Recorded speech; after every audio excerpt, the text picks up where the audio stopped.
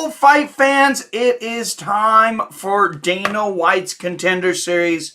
One shot can change everything, and tonight 10 fighters will walk into the octagon with a chance at bringing home a contract, at entering the UFC. This is now the main way that fighters enter the UFC. The biggest number of fighters entering the UFC, of course, bigger than Ultimate Fighter, even bigger than free agency, is Dana White Contender Series. We've already seen a plethora of stars come off of this. Of course, Big Mouth being the most memorable one, maybe Kevin Holland, but also Sean O'Malley, also coming off Dana White Contender Series. I guess people could probably argue that he's a bigger star than Kevin Holland. Many stars coming off of this, though. Alonzo Menifield.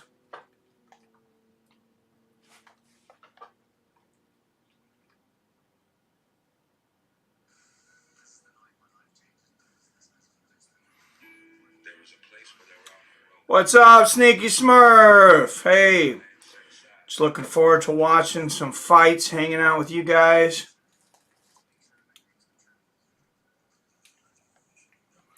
Got heavyweights in the main event. Two undefeated heavyweights, by the way. Eduardo Neves and Michael Parkin. These guys, they hit hard. Anytime it's heavyweights, it only takes one shot. These guys are both finishers, though. And as we know, that's one of the things that Dana really likes on Dana White Contender Series. And love him or hate him for it, he put down a gauntlet when it comes to this series. Yes, he had the speech at the beginning of the year after week 1 that Robert talked about in another one of our live streams. But the other big thing was when he didn't sign Brendan Loughnane. That really sent a message to everybody that said, hey, you could have tried to finish this fight. You had 20, 30 seconds left, whatever it was, and you decided to go for the takedown. That's not what we're here for. Agree, disagree. Obviously, Brandon's, he's on his way to a great career. He's not crying over spilt milk at all. He's actually in the $1 million finals, I believe. Did he win? Is he, or did he lose in the match before, Robert? I didn't end up watching all of PFL. Oh, Patty the Baddie hit the ground running. Yes, he did. What's going on? Excuse me. Choked up all of a sudden. What's up, Isaiah? What's up, boss man? Just got home. Perfect time to enjoy some DWCS with y'all. Sweet.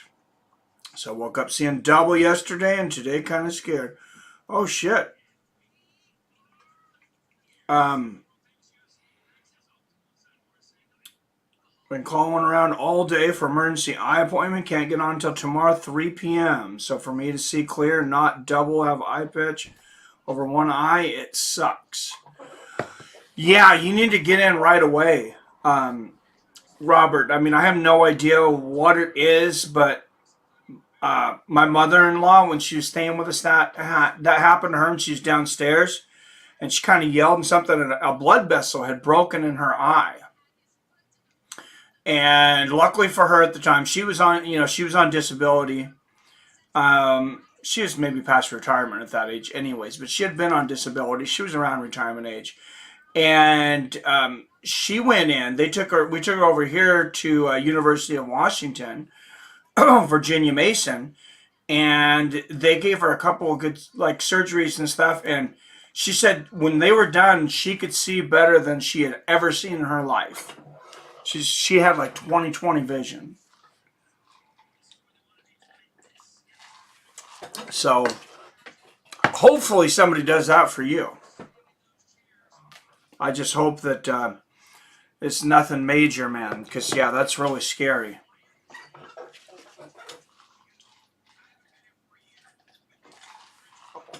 Unfortunately for her, she died of cancer within, I don't know, a year and a half of that.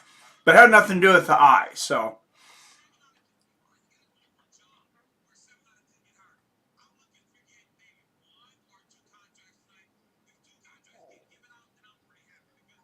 All right, guys. I did look at the money lines tonight. I just wasn't familiar with the fighters that were in there. I didn't have time to do like a breakdown video for this, so I didn't put any bets down. But this first match up, Rayanne, Amanda, and Denise Gomes. Gomes is a minus 240 favorite. Amanda is the plus 200 dog. Let's bring this up real quick. I don't know if this is going to be on the UFC side or not, but I know it'll be on SureDog.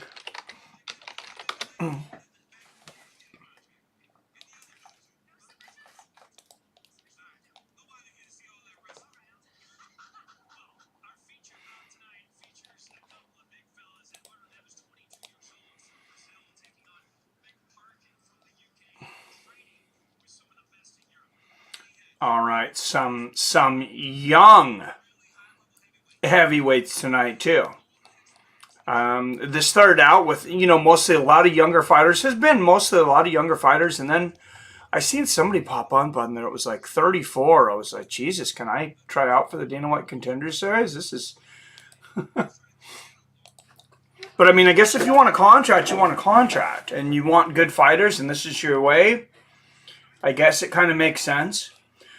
So here's the first fight of the night. Like I said, Rayanne, Amanda, Denise Gomes. They're going to be fighting at straw weight. After that, it's going to be bantamweights, Joshua Wang-Kim and Saaiman. I know another big favorite when I was looking through was Joshua Wang-Kim. He had some pretty good odds for him. Erisson, Ferreira, Da Silva versus Jesus Aguilar. So I believe that was a battle of Brazilians.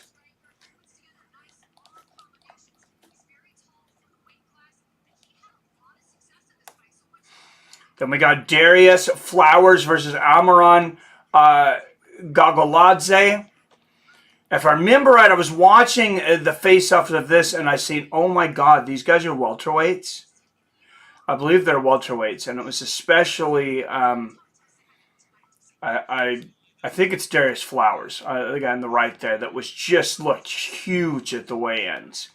Then, of course, we're going to get some heavyweights, Eduardo, Neves, and Michael Parkin.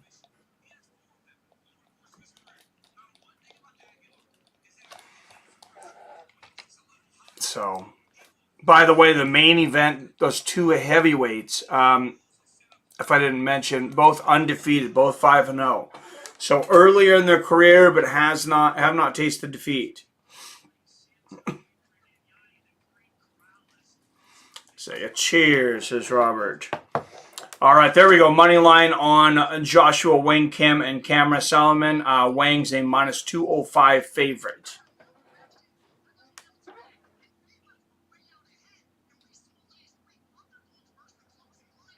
Sound cut out for a second? Okay, let me know if it cuts out again. It shouldn't. I'm just using the crappy mic on my webcam, actually. This headphone thing is just because it only has one ear, so I can listen to the fight in case they're saying anything that I need to know.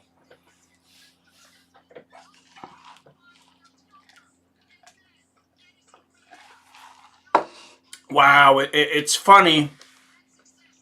They used to not want to talk about betting on the UFC. I mean, it was faux pas, what, 2 years ago or less? And now it's half the damn show is the sports betting.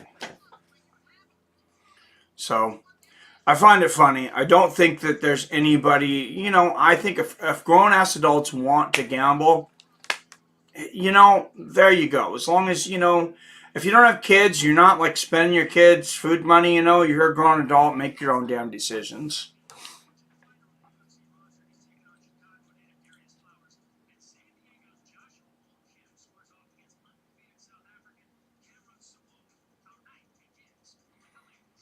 All right, guys, ladies coming up. I'm texting a order to my wife real quick for dinner.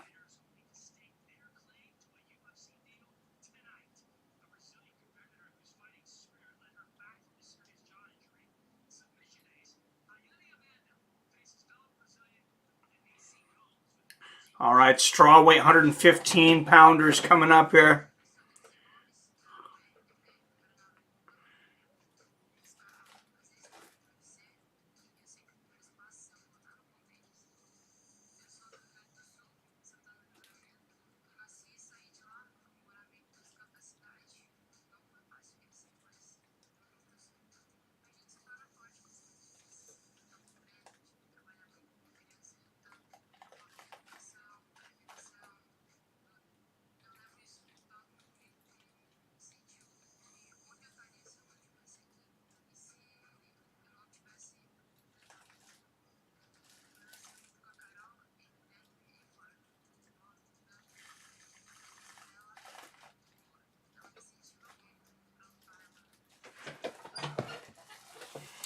All right, and here's these two fighters warming up.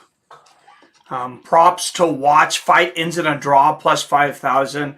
I mean, I know that they have to put that up in case it's something that happens. I wish they wouldn't advertise something like that, though. That's, like I said, people should be able to do what they want to do, but advertising the odds for a draw is kind of shitty. Thanks, Robert. What's up? Torrin Brown in the house. Really, hey, fight for Ferguson. I usually pick him to win, but this time I got to go with the lead. She's got to be taller than Ferguson, more powerful too. Yeah, I kind of looked at that. You sent me that matchup was going on. And I thought that Tony was a pretty live dog in that, but we'll see.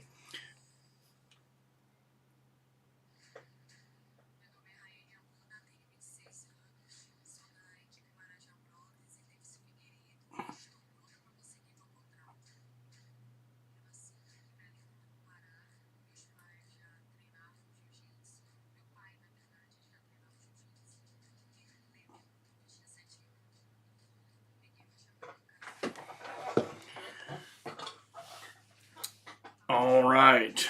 So looks like Gomes, a judo practitioner, a judo black belt. I hadn't watched Dana White Contender Series in a while, and last time I watched it, they didn't have this much breakdown, or maybe I just forgot. Says, when I turned 18, my father took me. I stayed for 1, 2, 3 weeks, and then the team got together. I took her to martial arts.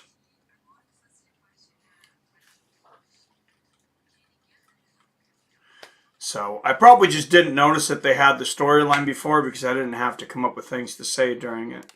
I watched the Shab show today, Torrin, on Thick Boy YouTube. Shab was saying the same thing you were saying. Should have gave Ferguson Matt Brown or even Tim Means. Totally agree, Torrin. Totally. UFC looks ready to turn a page this year, though. They kind of seem focused on showing that the brand is bigger than the fighter. And I'll point to this too.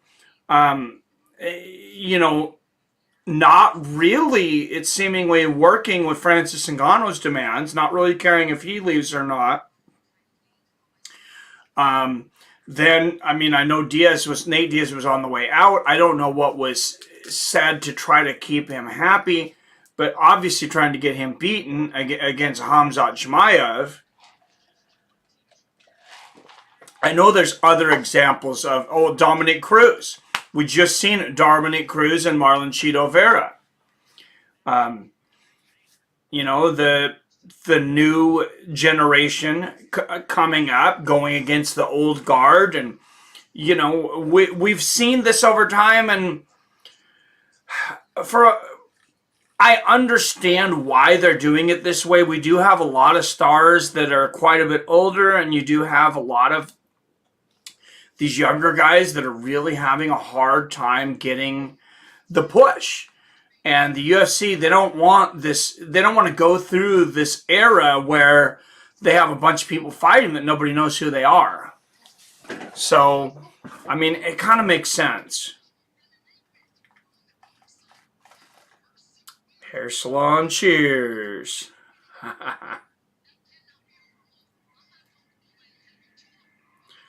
Well, well, even Kevin Holland would have been good for Ferguson. Oh, I don't know if I'd like that. Denise Gomes, 5-fight win streak. She's finished 4 of her 5 wins. She lost her first fight ever, but she won her last fight by 3rd-round knockout. It was on March 9th.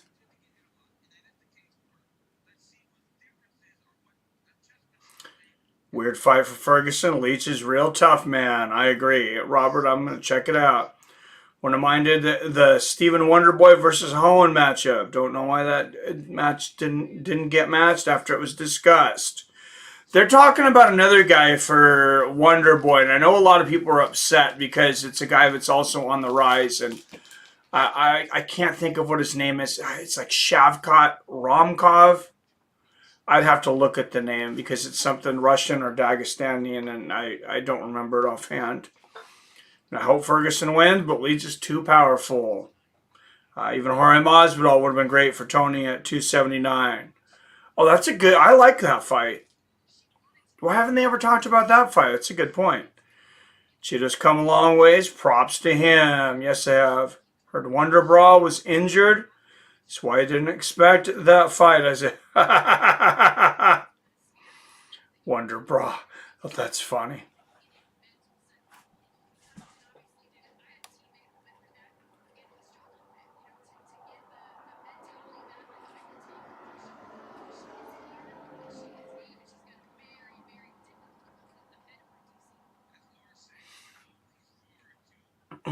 All right. Looks like both women are in the cage. Shavkat Rakhmonov. Thank you, Isaiah. Championship belt. Leon versus BMF belt. Masvidal. Fucking autocorrect, right?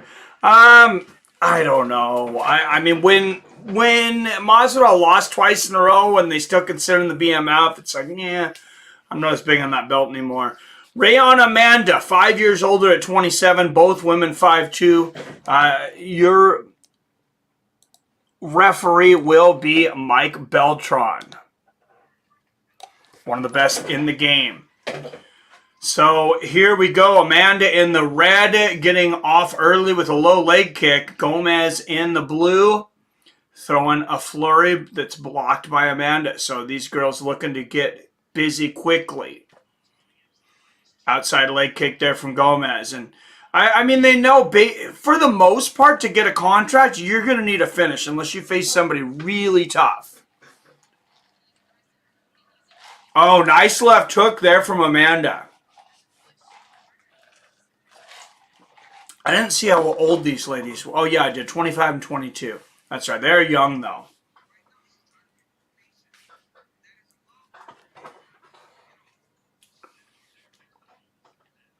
How'd you see Tony Ferguson and Kevin Holland going? You know, that could be interesting because Holland's not going to get him with his jiu-jitsu, that's for sure. Nice body kick there for Amanda. You're going to end up a little striking. You know, at first I started thinking Holland might piece him up, but they're pretty similar styles. That'd be a fun fight. Good right hand from Amanda, good inside leg kick, and then the outside to Gomes. I would take Holland in that one, though. Inside leg kick for Gomes. Oh, beautiful combination, body, head. That was like 4 punches to the body, 2 to the head there for Amanda. Follows it up with a body kick. She is aggressive today. Oh, head kick for Gomes. That didn't land real clear, but it landed. And Amanda keeps going down to the body, lands another right hand to the body, and then comes up with the combination of the head and another body kick for Amanda. She is just laying waste to Gomez's midsection. Good low kick there from Gomes. But 2 minutes into this fight, I mean, I think Gomes has already eaten like 10 body shots. And there it is, jab to the body, right hand upstairs. Amanda, you watch her, she almost only starts with the body. Oh, spinning wheel kick for Gomes. That connected. Not clean, but it connected. And 2 big right hands for Gomes. She throws another spinning wheel kick. Sykes-o-Fugen. It's like some Street Fighter shit there. Oh, big left hand there for Amanda. Gomes has got to be careful not to get too wild. Gomes can definitely piece her up. Good low kick there from Gomes. And a straight left from Gomes. Good straight right from Amanda. Yeah, Gomes keeps going. She keeps going for that wheel kick. And there's Amanda going for the takedown. But you could see she did not want to go in the guard of Gomes. She could have jumped into the guard and picked her up, but she decided not to. The way she went for that takedown, it was a dominant position or I don't want it. So that's interesting. Oh, she is very accurate. Conor McGregor and Tony Ferguson would have been great at 170. Agreed. Holland going to be taller than Ferguson. Yep, man is very accurate with shots. Yes, she is. Ferguson 5'11", Holland 6'4". Yeah, it's a pretty big difference. I think Tony could turn around at 170, but I'm middly biased. What's up, King James in the house? Significant strikes. It says 17 apiece. See, this is where I have a issue with these freaking clickers. These people clicking the buttons. Are you telling me that Gomes has landed as many strikes as Amanda in this? I mean, I guess I could go back and count it for myself, but I'm kind of doubting that. Spinning back fist attempt there for Gomes. She's expended a lot of energy in this first round. I mean, you've thrown like 4 wheel... Oh, nice left hook there for Gomes, though. And we are at 115. Some of these girls will almost never get tired. Good straight right and a left hook from Amanda. Oh, and Gomes going for that head kick again. There's a spinning wheel kick attempt. She's showing it way too much.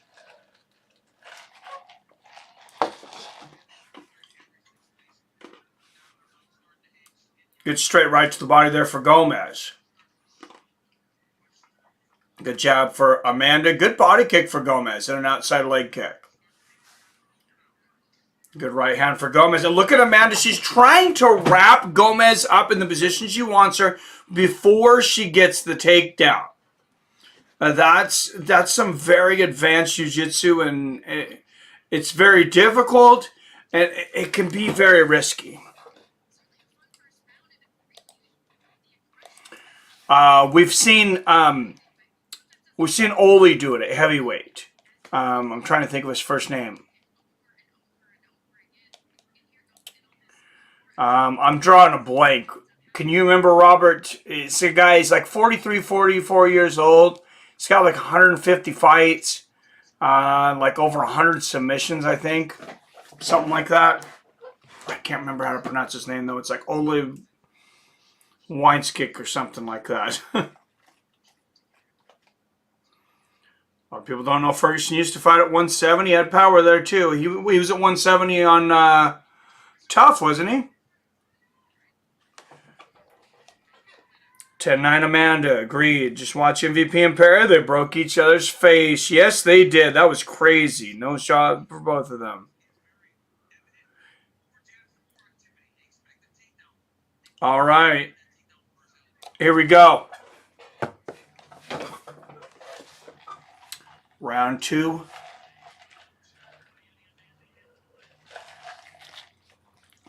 Good inside leg kick there for Gomes.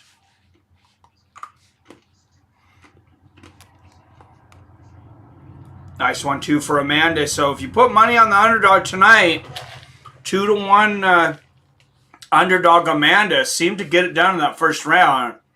Gomes going up for that head kick again, but good defense on Amanda. Oh, nice right hook there from Amanda. Remember, Amanda's got a judo black belt. So she's looking to get those takedowns, but she's also got that judo style. Oh, nice right hand from Gomes. Kind of like Kayla Harrison does. She tries to get the position upon the throw, and that's just not something that's always practical. Good outside leg kick there from Gomes.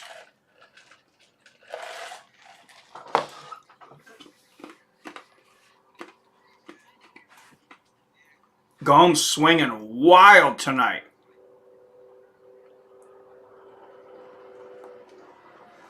Good outside leg kick for Gomes, and Amanda counters with the right hand over the top. All this spinning stuff from Gomes. If you're Amanda, maybe just go for a spinning back fist yourself here. Good inside leg kick from Gomes.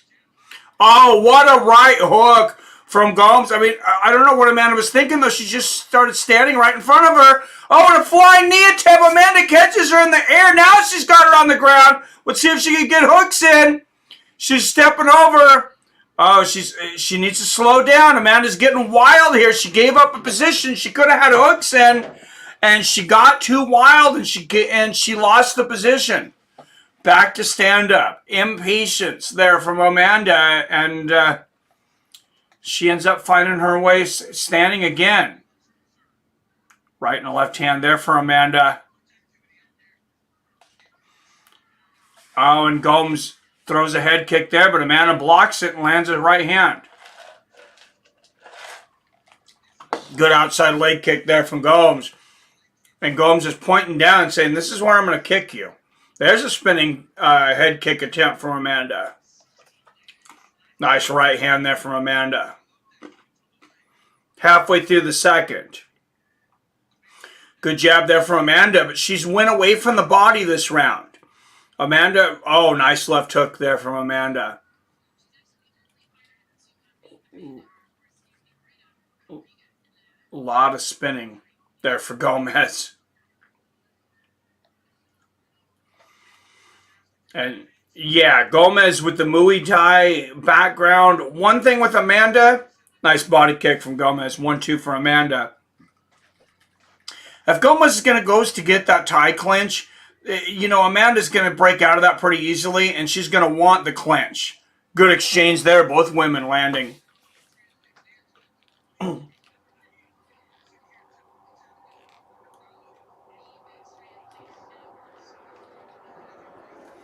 And both women seem to be getting a little tired here, getting a little sloppy, throwing wild shots.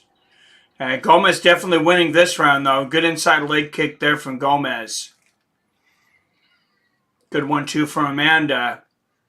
The 2 landed. It looked like the 1 got blocked. Oh, nice left uppercut and a 4-punch combo. Big elbow for Gomes. Amanda's got to take this down to the ground. Oh, she just hit a head kick. Gomes with a big head kick. Amanda's got to take this down. She's got to stop caring about position and just get this to the ground.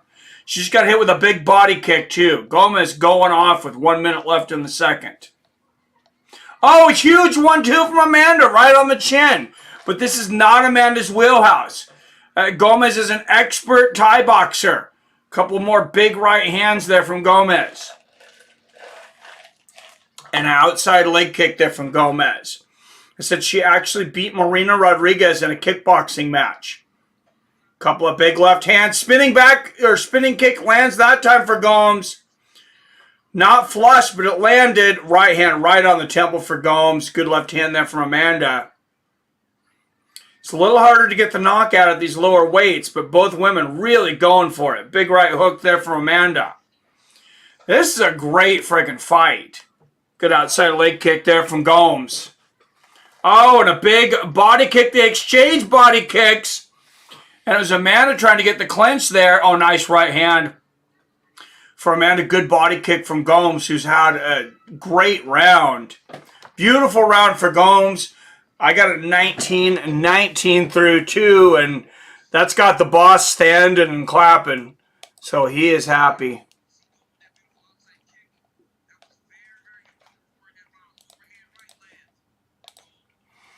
Heading into a third and final round. I don't know if Tough still does this, but I haven't watched it for a while. But when Tough used to do the 2 rounds, and then if it was a tie, you would go to a third round. I liked that. But I understand why they do 3 rounds here, because they want to give these fighters an opportunity to get a finish. I don't got too much longer until we get to see Ferguson versus Lang at 279. Not too much. Right? Sorry for all the talk about Tony Ferguson during the stream. He's my favorite fighter. I get it, Tarn. You're good, man.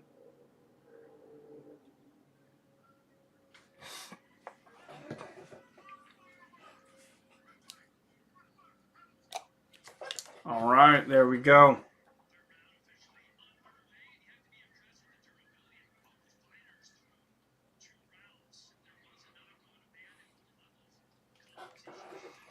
Clyde first finally agreed to fight someone outside top 5. That's true. But it's a tough fight. Good right hand there from Amanda. And Amanda throwing that jab out there. Good 1-2. Oh, nice 1-2 there from Gomes. And those shots land harder. 4:20 left in the fight. Good right hand there from Amanda. It's going to be a close fight. Good left hook and a body kick from Gomes. Amanda catches it. It lands a right hook. Dana may end up signing both of these women if this keeps going this way. Good left hook to the body there from Gomes. Spinning elbow from Gomes. I think somebody's getting signed. 115's not super deep. And both of these women are really bringing it. Good body kick there from Gomes. Oh, spinning back fist to the body lands for Gomes. That was a beautiful shot. Good right hook to the body there for Amanda, but Gomes is showing she is an entertaining fighter. Good left hand up top, outside leg kick from Amanda. Gomes just whips those leg kicks, though.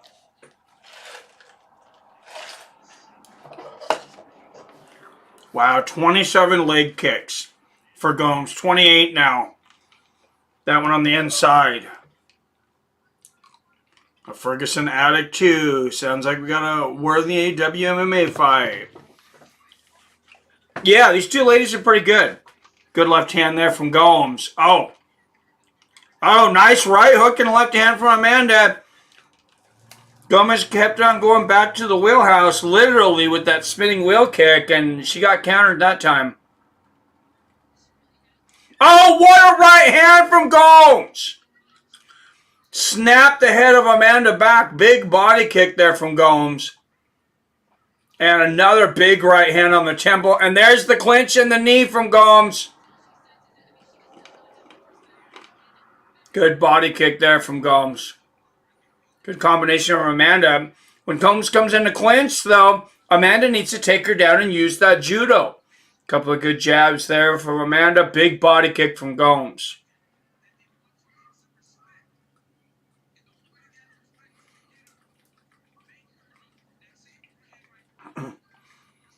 They exchange lefts. The harder one for Gomes, though. Good inside leg kick and a push body kick lands for Gomes. 2 minutes left in the third. Oh, what a right hand from Amanda and a right uppercut. This is a war. Gomes is winning this round now, but Amanda's still here to fight. Oh, and there's a good jab there for Gomes and a left hook on the outside. Amanda's got a minute and a half to work. Gomes seems to be wearing down. But Gomes landing the jab. Overhand right for Amanda. Good jab there for Amanda. Oh, nice left hand right on the temple there from Amanda. And they both exchanged. Both went with blood on their face. Another good exchange of jabs there. Outside leg kick for Gomes. Amanda, this would be a real good time to go. I mean, I know Brendan Lufkin and all, but it'd be a good time to go for a takedown and go for the submission.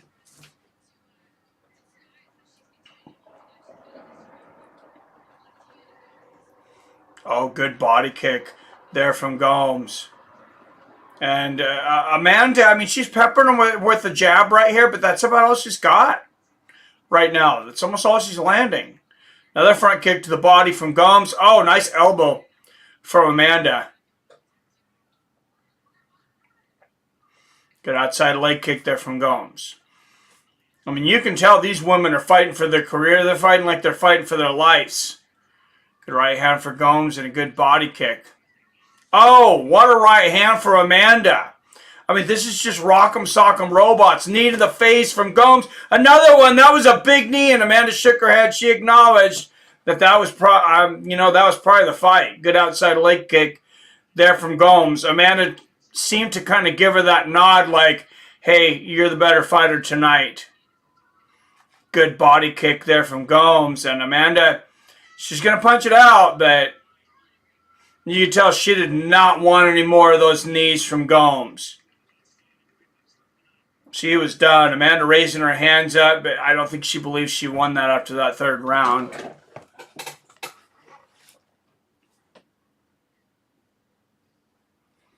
Yeah, that's how I had it, King James. Gomes definitely won the third. I thought she won the second, too.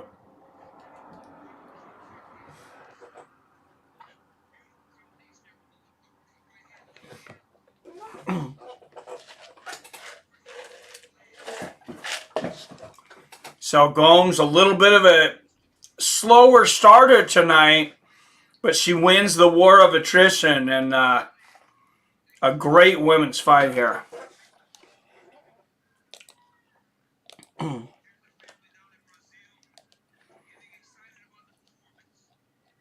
They're showing the family there in Brazil watching. Hey, Brazil, you have your own Contender Series. they have a Dana White Contender Series Brazil. There's so much talent in Brazil, they need 2 Contender Series.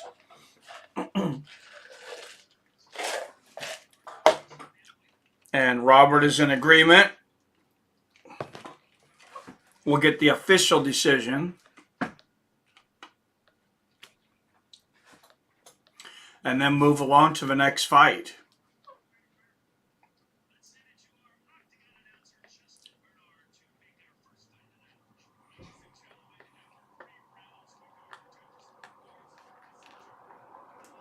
All 3 have it the same, 29-20. Oh, it's all 3 30-27. So they gave Gomes the first round as well. Denise Gomes, she gets it. I am almost positive that'll be a contract for her. Rayanne Amanda, she made a good impression. She's got to go back. She's got some work to do.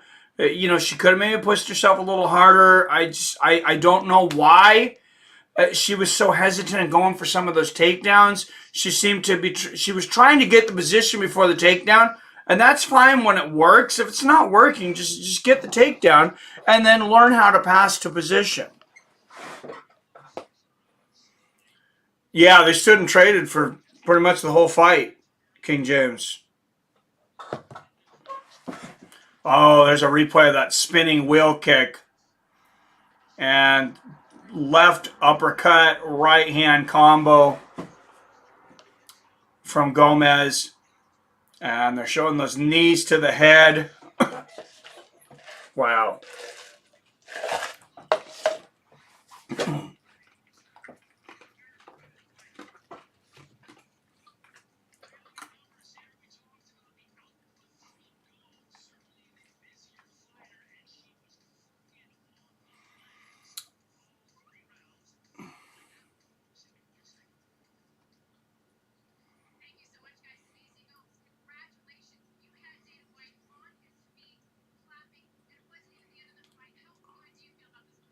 Yeah, when the boss is clapping, you know you're probably getting a contract.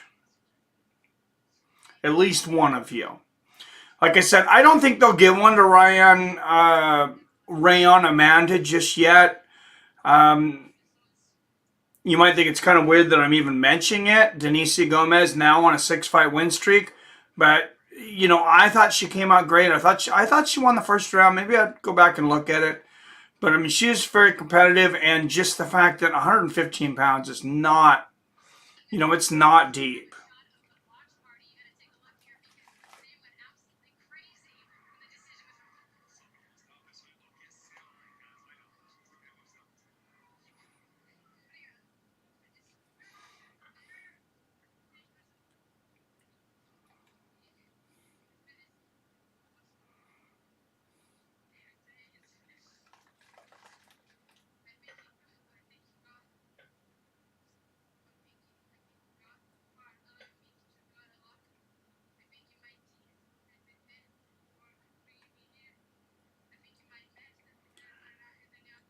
She says, I thank God. She says, I think of my master. I think that's what they call like a sensei in Brazil.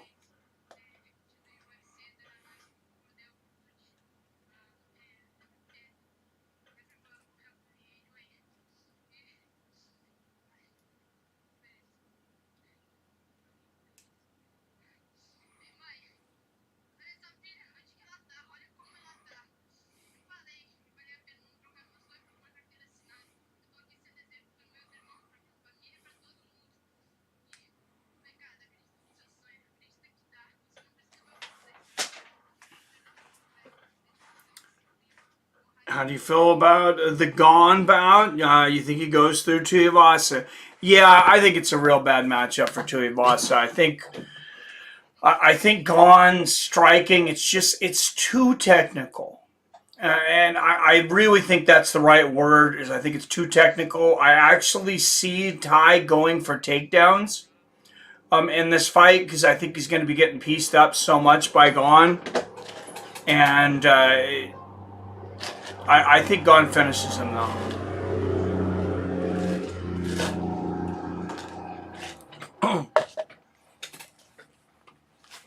Had to reschedule. It was supposed to be today. Woke up yesterday, and today seeing double. Oh shit! Spent day trying to get an emergency eye appointment. Dude, that sucks. I see eye doctor tomorrow. Back doctor now next Tuesday. Crap, man. Well, Denise Gomes also getting a long interview here, so I mean, that's got to be a contract. I would be mystified if Dana White doesn't give her a contract. Like I said, she didn't get the finish, but an exciting fight when you go back and forth with somebody who really comes to bring it themselves. And she didn't shut it down. She didn't stop Amanda, but she basically made Amanda quit. Amanda got tired of getting hit with those bigger shots. She didn't get tired. She didn't get tired. She didn't get fatigued. What happened is she got tired of eating the shots. And you could tell when she ate that last knee to the face, and I think there was still like 30 seconds to throw. She gave a nod to Gomes like, good fight, you're the better woman tonight, and she really didn't engage after that. I'm not going to say I blame her. That was a hell of a knee. Yeah, well, good luck with all that, Robert. I'm really sorry you're going through that, man.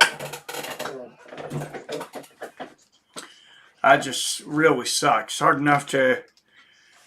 Regular life's hard enough all the times without having to go through medical issues, and I just hope it's not more serious than... It's like every week, it's something new. Yeah, I hope things get better, man. Talk to him. Yeah, maybe talk to him about your overall health when you go through. And I'm not trying to lecture. I know you like to drink, but you know, maybe they'll tell you to cut down to 15 beers a day. I don't know.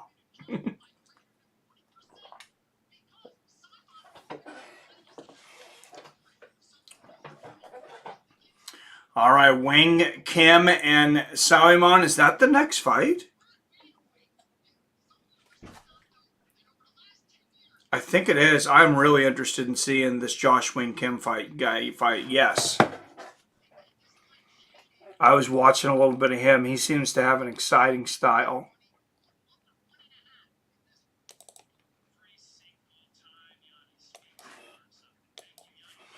So one loss between the two of these gentlemen. Cameron Saaiman coming in at 5-0 out of South Africa. Josh Wang-Kim 5-1 of the United States.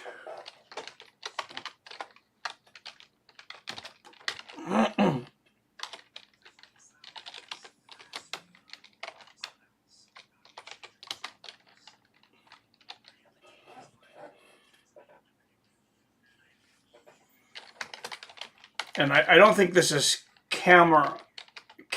I think this is Cameron, I believe,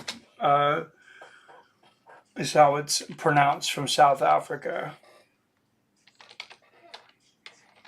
I guess we'll find out when they announce the names.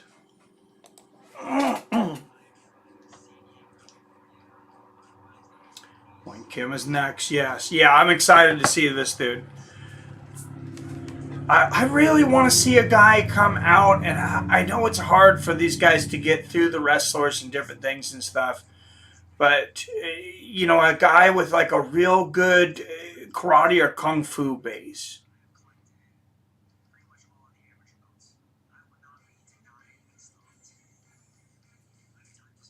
It's just so entertaining to watch. And who's the guy I'm thinking of?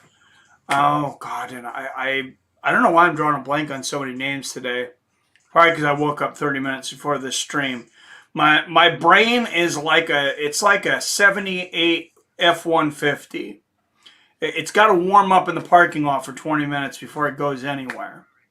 But then it keeps going. And it doesn't stop even when I want it to. Because I stare at my tablet for 20 hours a day. Yeah, you know, I'm a bit worried about all of us. Americans, basically all developed countries. I mean, how many hours, unless you're King James, which hats off to King James, how many hours are we staring at screens a day? It's, man, I hope we don't end up paying the piper. I should probably look at getting some kind of like LCD, I think it's called like blue filtering on my glasses or something, because I know I stare at a lot of screens.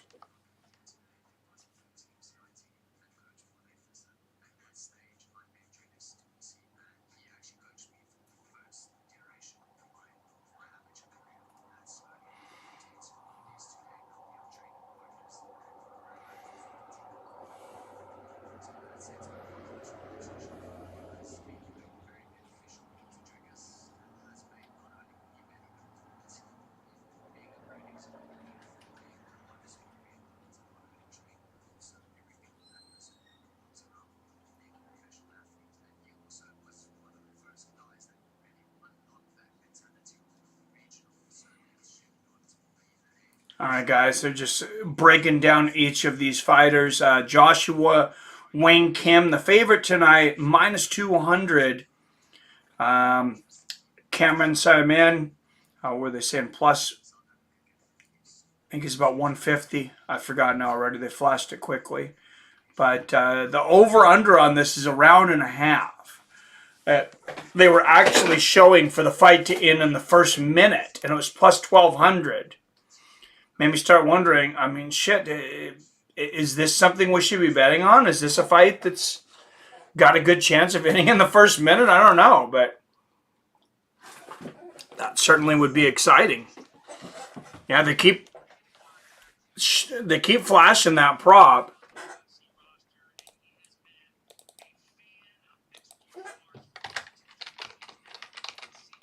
If they do not get a finish, it's going to be pretty damn hard to get signed in this bantamweight division, though. Cameron Saaiman, given his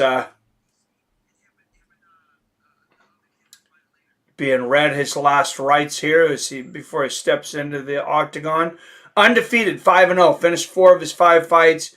Bantamweight champion in the EFC. Out of South Africa. I know that that's their biggest promotion there. In South Africa, I see their events advertised quite a bit. I've never watched one though, because I think they were at like really weird times, if I remember right. Everyone I hang with those 12 to 20 pack a night. Only ones with health issues are the few that get jump starts with heavy liquor. And the light beers. I'm not.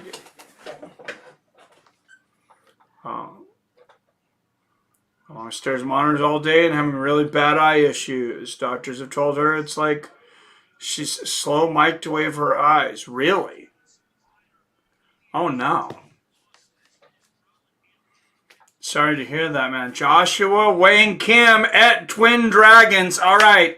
I got to go for Joshua Wang-Kim, definitely, because I got to tell you a story, and this is going to be an embarrassing one for me. You guys weren't there, so you don't realize how embarrassing it is. But, so there was these punks starting this shit with us, and we were like, I think we were about 18. And it was me and 2 or 3 of my buddies, and there was like 6 of these punks. But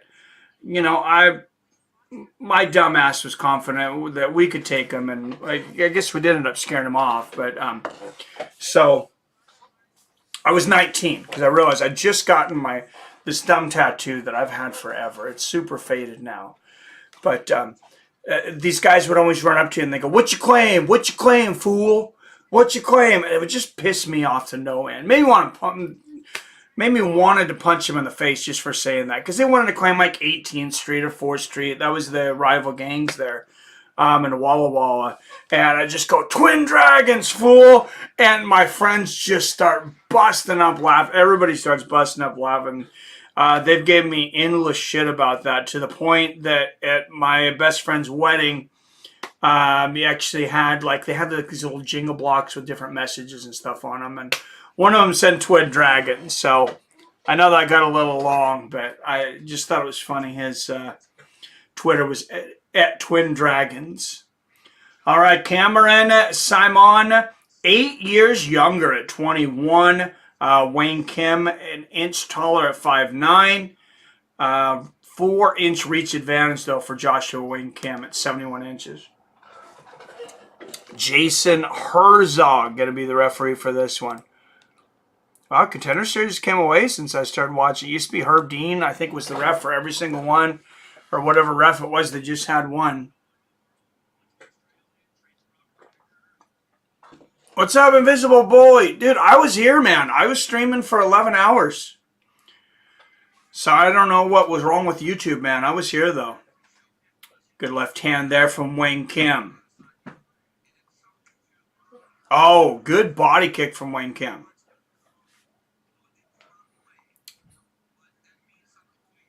Try it out with consistency of hard-boiled eggs. Recommended lens, never mind. Wavelength figure RX lenses. Nice side kick to the knee there for Wang-Kim. Good left hand there for Saaiman.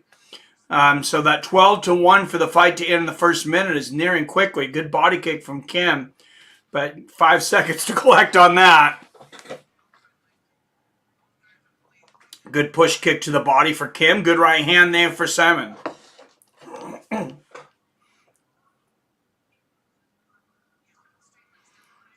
Good outside leg kick there from Saaiman. And good check there from Cameron. Good body kick, too, there from Cameron. I mean, these kids... Oh, nice side kick to the knee from Wang-Kim. But these kids coming up, 19, 20, 21, that are coming up and they're learning martial arts and they're already good, and they have that speed that you only have when you're under 25. Good spinning kick to the body there from Wang-Kim. Mostly blocked, though. They're going to be scary. Oh, good left hand there from Wang-Kim. You know, they might be skittish. They may not go like undefeated, but they're going to be tough outs. Good inside leg kick there from Cameron.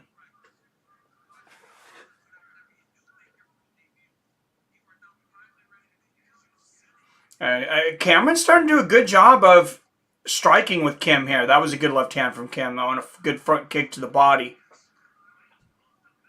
21 years old. I mean, Cameron Saaiman, he's a 2-1 underdog tonight, and he's very composed. A couple of good low leg kicks from Saaiman. Pinpoint left hand from Kim, though. That was a laser. Oh, and Kim going up for that head kick. Good defense there from Saaiman. And a good right hand there from Cameron.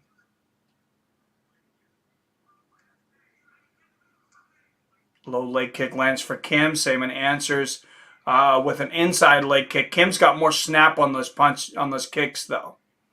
Really sits down on him. Oh, big body kick there from Kim. I mean, you can tell he's been kicking his whole life. I got a kung fu background. Oh, flying knee to the body there from Kim. Good left hand from Cameron.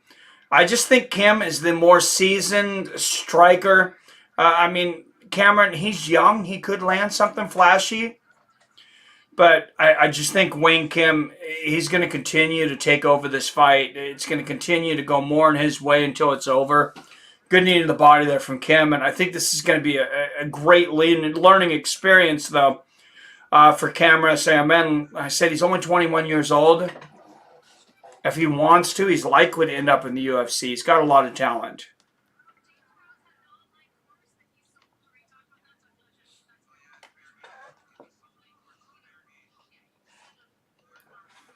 Couple of good knees to the body there from Kim.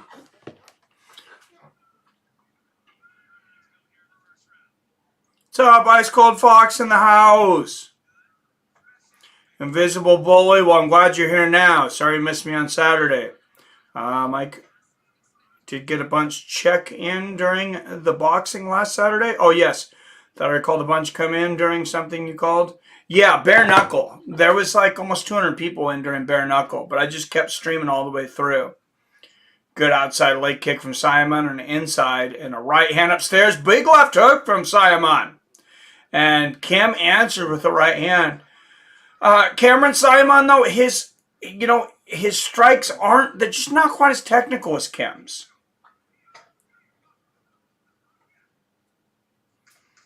This was a hard first round to score, though, because I think Saaiman might have outstruck him in quantity. Good exchange of body kicks there. Inside leg kick there from Kim. I'm having a hard time judging that last round, Robert. How did you judge it?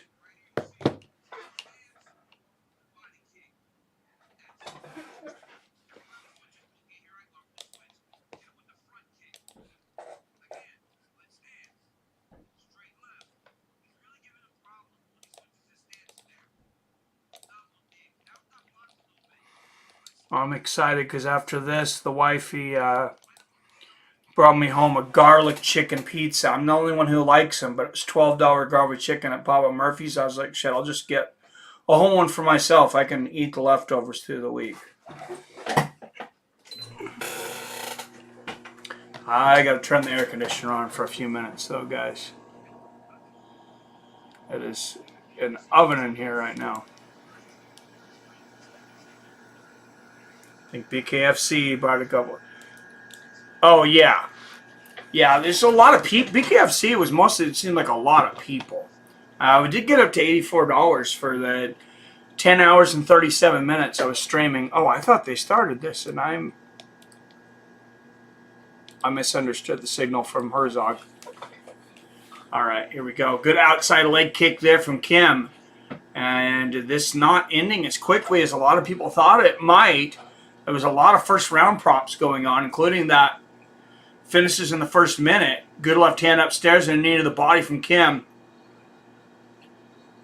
Nice takedown here from Kim. And I want to check out these guys grappling. They say, two guys are grapplers. It ends up being a striking match. Well, if it's a striking match that kind of come into a stalemate, maybe the better grappler will try to take it down. And Kim got Saaiman down. He's stretching his legs out. He's got him all wrapped up in pretzel. Cameron beating on the body. He's very frustrated. He's looking at his corner here. He's not punching to the body. He's slapping to the body. That's an interesting technique there. I can't imagine it feels good.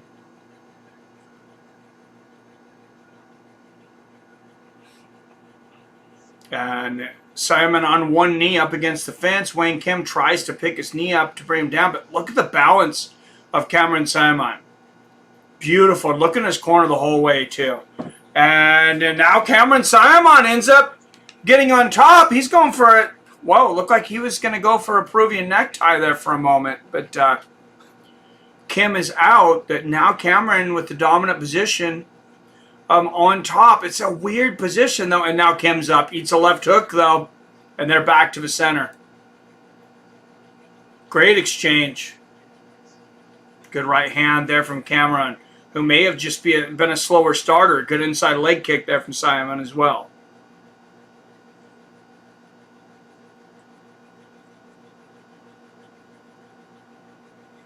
Nice body kick from Wang-Kim. You're going to be nervous? Yeah, I'm a little nervous for Tony. Couple of great white garlic mom and pop locals, pizza makers in my neck of the woods. Nice. Yeah, Ferguson opponent is young and on a roll. Not an easy fight. Oh, good front kick to the body there from Cameron and a 1-2 upstairs. Now, my favorite pizza place, a place here called South Lake Pizza, but it's like a $40 pizza pie. So when we go there, I mean, you know, fair enough, we got to order something that everybody likes. Oh, nice right hand there from Saaiman, and a good left hook upstairs. Now, they're good left. Saaiman might be taking over this fight. Remember I was saying I thought Wang-Kim was the more technical striker, more mature, and Cameron's just been busier. Good outside and inside leg kick there, and Wang-Kim's just not pulling the trigger right now. Head kick lands for Saaiman. I wonder if he had a hard weight cut. Oh, nice left hand there from Cameron Saaiman. I have a feeling that there's a lot of fights that would be a lot more exciting. Oh, big right uppercut there from Cameron. And that was great timing on that. He is a mature kid, this Cameron Saaiman. If he comes away with the victory on this and ends up in the UFC, look at this round 2 significant strikes. Over 2-1 from Cameron. He's just way busier. Good body kick there from Cameron, and I don't know what Wang-Kim's waiting for here. But, like I said, big 1-2 from Cameron. When you're cutting weight at 21, you know, you can literally do that in your sleep. You just wake up 5 pounds lighter. Good outside leg kick there from Cameron Saaiman, unless you're fighting way out of your weight class. Oh. Nice right hand there from Cameron. They exchange rights. Good left upstairs from Cameron. But, good left hook there from Kim. Oh, spin kick upstairs lands for Cameron Saaiman. And now the right hand in the temple. Cameron has taken over this fight. Outside leg kick there from Cameron. And he's going to go for a takedown. He's looking for the single leg here. Oh, scoops the leg out. So showing multiple skills, multiple skill set here. Oh, nice body kick there for Cameron Saaiman as he let Wang-Kim get up. But as he got up, he kicked him in the body. For his opponent, young and on a roll, not an easy fight. For his opponent's 34, that's not that young. I didn't realize he was that old. 34 is young, damn it. Don't say anything different, Torn. I'm going to be 44 next month.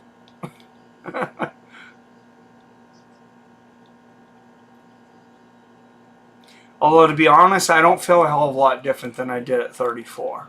And I feel fortunate for that. Little harder to keep the weight under control, but besides that, you know, most of the aches and pains are the same.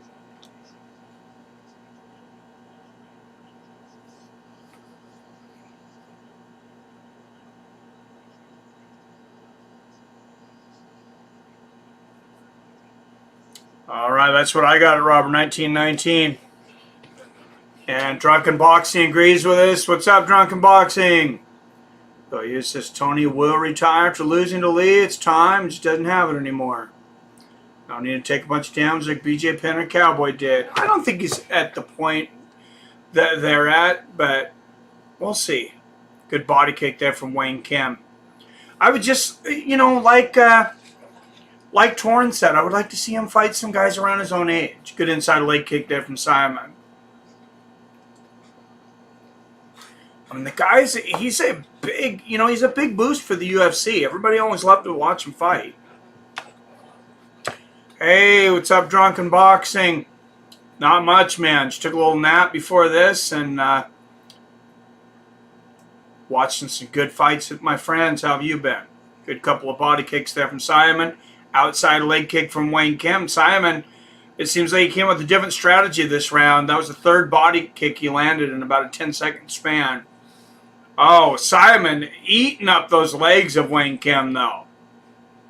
He's sitting down more on those strikes now. And Kim lands one back, but a good 1-2 there from Cameron. Wow, look at this leg kick. 24-8 in favor of Cameron. I'm just going to ask you to be okay and focus on everything in the fight world, non-UFC. Oh, good body kick there from Wang-Kim. Sorry, Billy, it's so long. Trying not to miss the matches. That should be okay and focus on everything in the fight world, non-UFC. There were 7 streams with ex-fighters streaming the pay-per-view. Big UFC event seems to be oversaturated with options. I've been thinking the same thing, man. And good body kick there from Wang-Kim. And I'm glad you said that because this weekend, there's no UFC, but Friday there is a huge one championship fight. Demetrius Johnson trying to win his belt back from the guy that KO'd him. Good body kick there from Wang-Kim. Nice inside leg kick there from Saaiman. Also, Rod Tang, a very entertaining kickboxing champion there. Oh, front kick to the face from Cameron. Fighting there. It's going to be a mixed MMA and Thai boxing match in the future. They're going to throw in all jiu-jitsu matches, all boxing matches. Oh, good left hook from Cameron. And it's a new contract with Amazon Prime. Oh, big 1-2 and left. Oh, wow! He is out! Josh Wang-Kim is out. Cameron Saaiman just unloaded a can of whoop-ass. And Dana White just looked at him and said something. I think he said, here's the contract, buddy. We don't need to go to the back and wait for anything. Wow, 2-1 underdog tonight. This kid's good. I know bantamweight is stacked, but they need to sign this kid now. I know, I like the way John Wang-Kim was looking early, Isaiah, but damn, Kim ended up quitting right for the KO. Yeah, it kind of seemed like he was really getting dejected.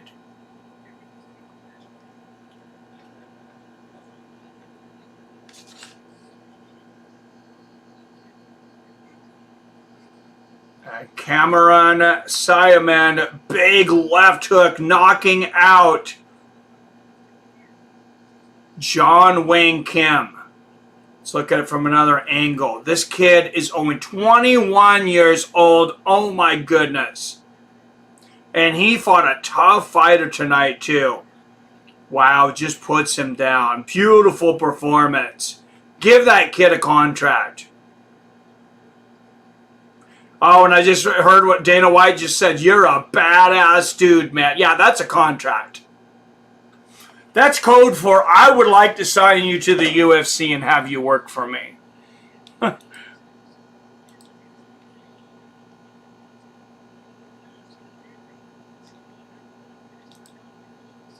Yeah, Dana just told him. This is just a matter of formality.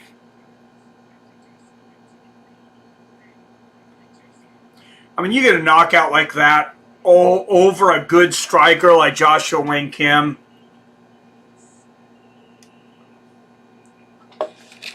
Cannot wait to see Cameron Saaiman fight again. That was beautiful. 21 freaking years old. Undefeated. Official time 2:52 of round 3. Wow.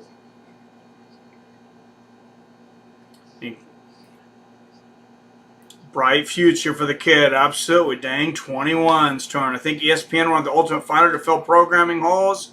I think Dana would prefer just the Contender Series. Oh, really?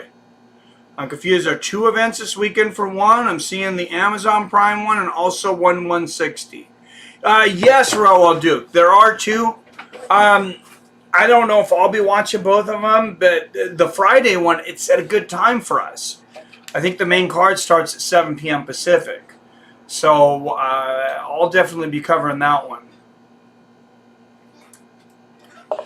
The other one looked like, 160 looked like a good event too. It looked pretty stacked. They put a lot of fights on.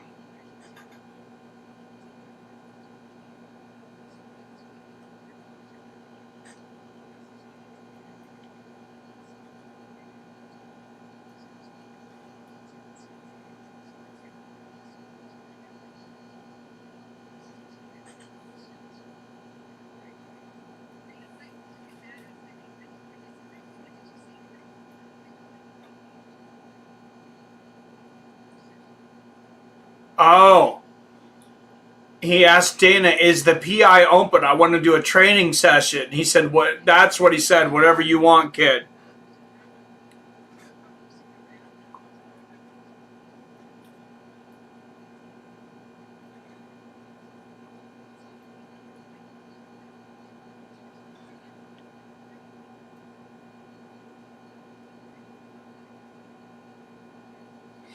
All right. For those that weren't able to see that knockout, I am putting it up on my Twitter right now. Seattle Mike, I believe there's a space in between the 2 words for those that were having a hard time finding me for, at Fights W Friends. But you'll be able to follow right from the link if you're interested here in just a moment.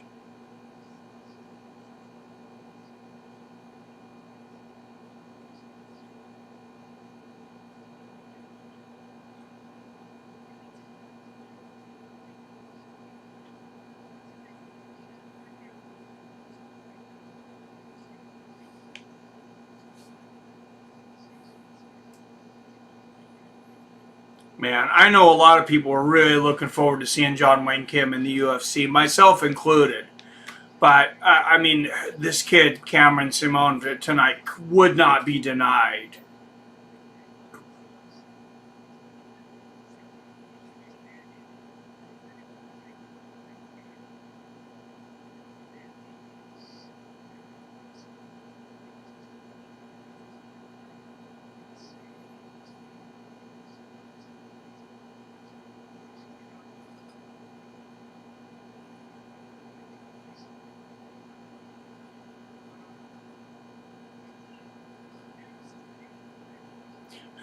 And that's pretty funny.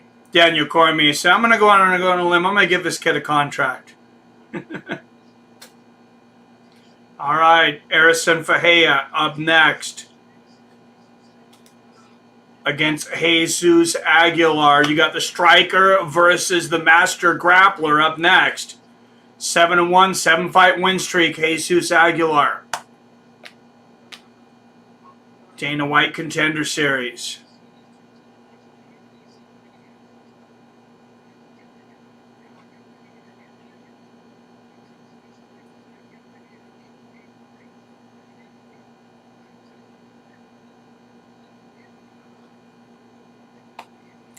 All right, and now Daniel Cormier put up the numbers like a video game here, giving Ferreira the 3-2 in striking, Aguilar the 3-2 in grappling, wrestling, 2.5 to Aguilar, just 1.5 for Ferreira.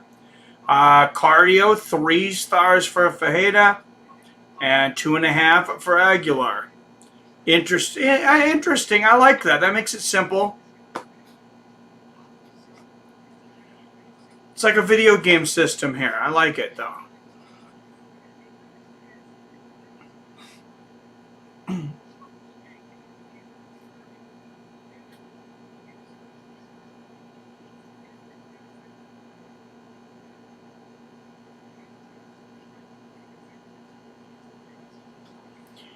Alright, for anyone who was not able to see that finish, it has access to Twitter. There's the There's the URL. Just click that. If you give me a follow, I'll make sure and give you one back. Ferreira versus Aguilar up next.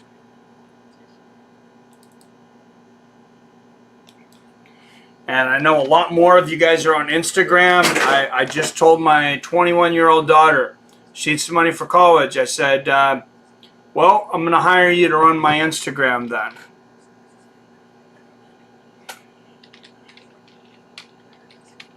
I said, do a good job. I'll give you $40 an hour to run my Instagram. That's what her work's giving her, which I was surprised. That's a lot to help her pay for school.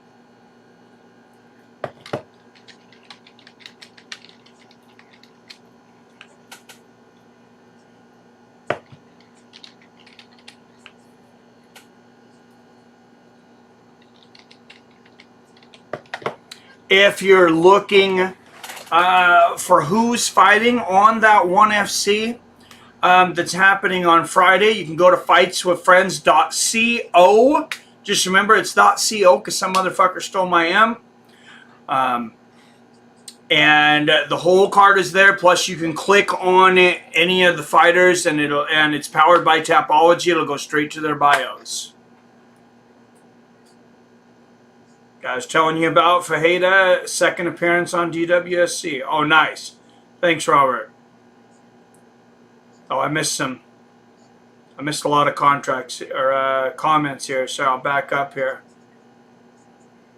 Sheer tough suck, but the finales are good fights. Usually tough, kind of entertaining. Yeah, I really haven't tried to watch it in years. It's just, yeah, it became super repetitive to me. South Africa stand-ups, Drunken Boxing. Man, that kid was good. They're doing 2 events to promote the new Amazon deal, or are we just getting spoiled, or what? I don't understand it. Well, one of them is on Amazon, and the other one, I don't know what the other one's on. I think the other one might just be on YouTube, to be honest. But seems like we're definitely getting spoiled. South Africa, yep. I was pissed they didn't add your Edwards KO reaction to the main compilation. Even black belts on those. Or black belts. It is what it is. Spoil me all they want. Right? But fake ass MMA hoes just scam their viewers, is all over it. Hate the fake politics. It gets into everything. Nah. Bill Hughes, who would you pick? Ferguson and Masvidal. Masvidal all day. I think Tony's chin is gone, sadly. Could be. I heard something about a 17-year-old fighting. I don't know if that's tonight, but yeah, I remember briefly overhearing that. If it's not tonight, it might be next week. But we had a 21-year-old in the last bout. Yeah, I remember hearing that, though. Oh, Robert says, yes, there is. Thank you, Robert. Jorge is still as fast as any striker at 170. Think Tony would out-damage him in a scheduled 5-rounder? Well, when you go up in weight, the first thing that happens is you're faster. Generally. You're faster. I think some of that is probably because after the weight cut, your body doesn't balloon up so much because you were used to being at a lower weight. I don't know exactly, but most guys, when they go up, they get faster. It's hard to go down. It's really hard, as you've seen from Dan Hooker. He was way slower when he went down. Jose's been pretty successful going down. That bantamweight division is just a murderer's row, though.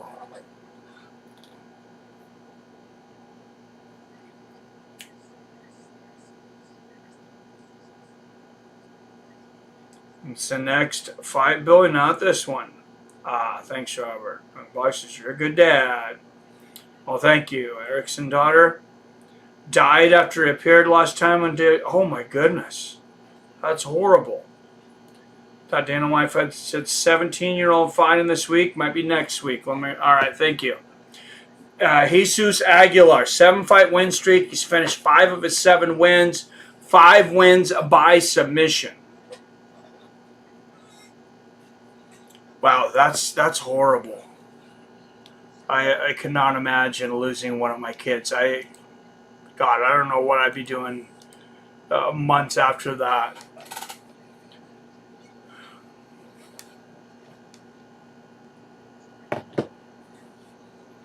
All right, Aguilar by submission might be the bet to go if you're looking for Aguilar. It's a plus 550. And he's got 4 of his 5 finishes by submission. But Erisson Ferreira out of Periaba, Brazil, he will be the favorite tonight, though. A plus 130 by knockout or TKO. So that means you have to put up 130 to win 100 on Ferreira by knockout. That means they think Ferreira is going to get a freaking knockout.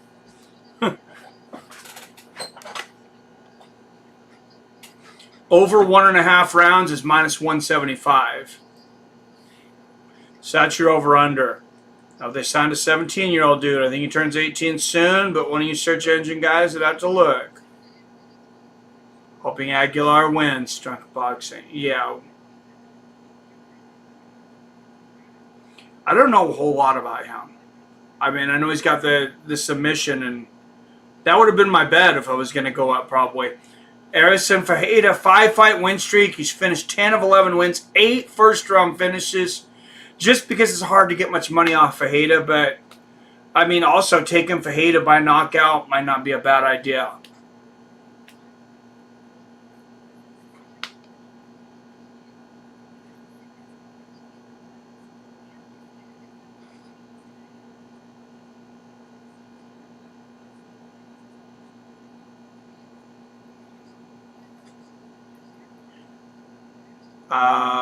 Raul Rosas Jr. is the 17-year-old.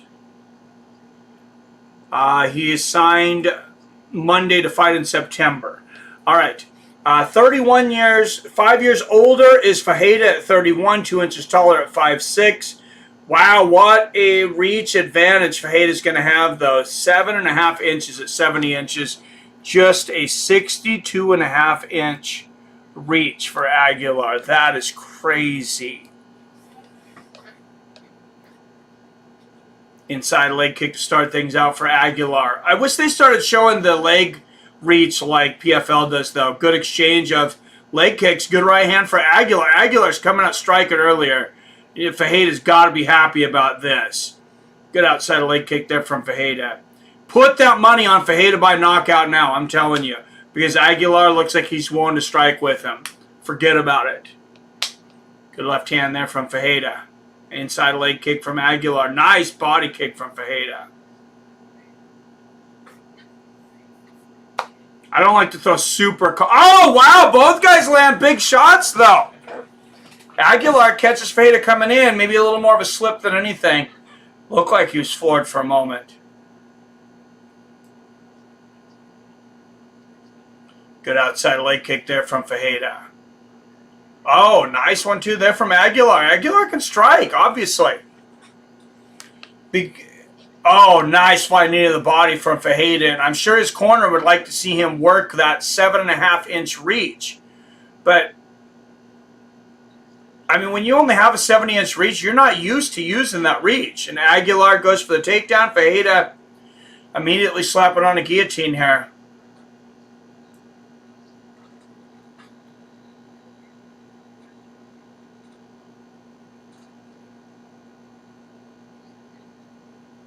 Paulo Costa's free agent. He is? I thought he had one more fight. Thought somewhere it would land. My guess is Bellator tries, but he ends up shocking us and goes to Eagle FC. Oh, and Ferreira really working on this guillotine. He might... Oh, and Aguilar's out. That was starting to look close. 3 minutes left here in the first. Good right hand from Ferreira. Oh, nice right hook from Aguilar. Aguilar, he is a gamer, though. He is wild. Oh, beautiful takedown from Ferreira. He made that look easy. Little Ochigari.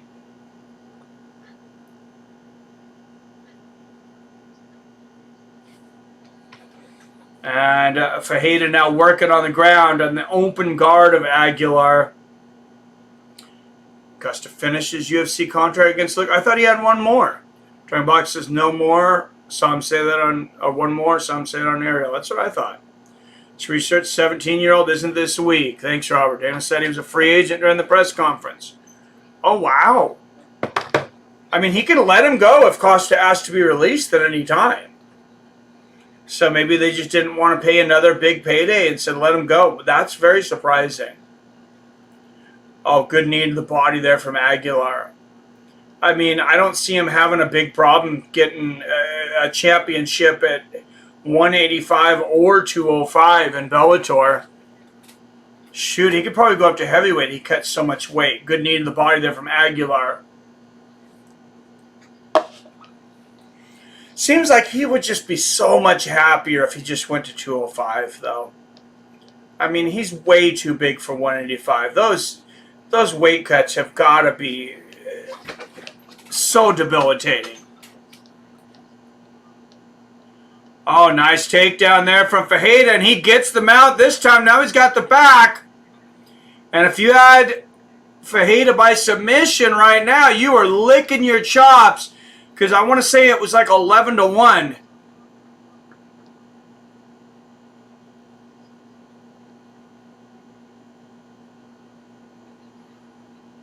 And Ferreira trying to soften him up with some ground and pound here. Aguilar standing up, he's trying to dump Ferreira, and he's close. Ferreira's up really high on him now. If Aguilar could honestly do a handstand right now, I know this is going to sound crazy, but just looking at this position, if he could do a handstand, if he could have done it right there, he would have been out. I don't know that I've ever seen anybody do that. But that was the first time I ever thought about it, because I was just noticing, oh, if he were straight up and down perpendicular, he would be out.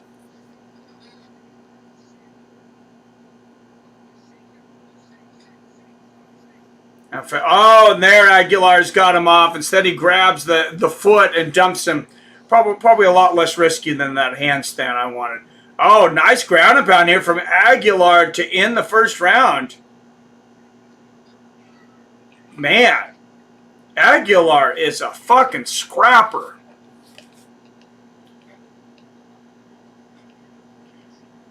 I'm sure somebody will offer Costa a few more bucks to steal a UFC truck. Oh, I'm sure they will. I know he's making a base $850. Was he making $850? Holy shit. Dominic Cruz makes $170. No wonder they told him, yeah, you can be a free agent if you want. Go ahead and skip the last fight. Damn. Either way, if he has one left, I think he wants big money. $850,000 is a lot of money. Would be a big enough draw for Bare Knuckle to go after him and hold a Brazil card. Possibly. His base is $850, really? That's a lot. There's almost nobody with a base that high. Nagano's base is that high. Nagano's base is $800 as champion. Of course, he gets pay-per-view points on top of it.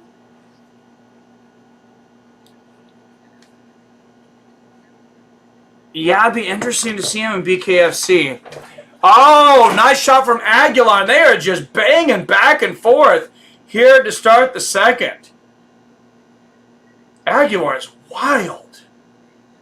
Nice elbow there from Ferreira. Aguilar going for the takedown. Shaking Ferreira all around. Oh, eats a right hand running in. I like Aguilar, though. He is scrappy as hell.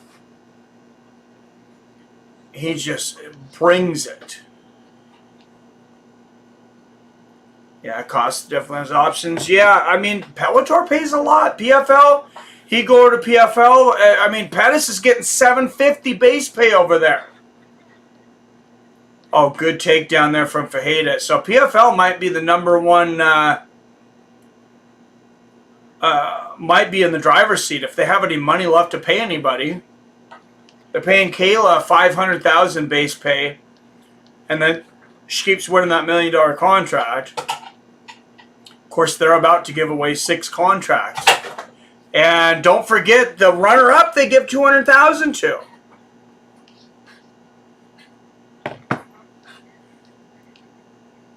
Hey, Robert, are Bubba Jenkins and Brendan Lefname just fight? Are they in different weight classes, and are they both in the finals? I was trying to remember that, and I could not. Unfortunately, when I take a nap before my streams, my brain seems to get tired. Or take a while to wake up. Oh, Aguilar up. Eats a little left uppercut, though. He's got the single leg here from Ferreira, but Ferreira lands a nice elbow. And Aguilar is able to swing him to the ground. God, talk about a guy fighting above his pay grade. Jesus Santos Aguilar. This guy just puts 110% into everything he does. They are fighting in the final. Oh, they're fighting each other. Okay, thank you. So I was right earlier. I was saying Brendan Lefname made it all the way to the finals and was snubbed on DWCS. All right, Aguilar moving to side control here. Gano has base $8 million per fight, off with UFC if he chooses to sign. That's a pretty good base. That's a pretty good base. I just seen what the athletic commission, what they put out, and I know a lot of people got upset because it was put out after the California show, but those are not real numbers. There's a lot. That's the minimums, but they're getting a lot more than that. Good right hands there from Aguilar. Most of them, and I mean, I've even talked to guys like Matt Horowitz, who didn't have the most illustrious UFC career, and he said Dana would always hand him an envelope. He said always hand him an envelope, and it'd have, like $4 or $5 grand in there. Even if he lost, he didn't have a good showing. He said he always got an envelope, and I've heard that from several guys. Jeremy Horn talked about it, about Dana coming back and giving you a little extra cash. So, I mean, as greedy as everybody says the UFC is and stuff, it's like, I do believe that Dana cares about his fighters. Do I wish he would pay some of them a little more?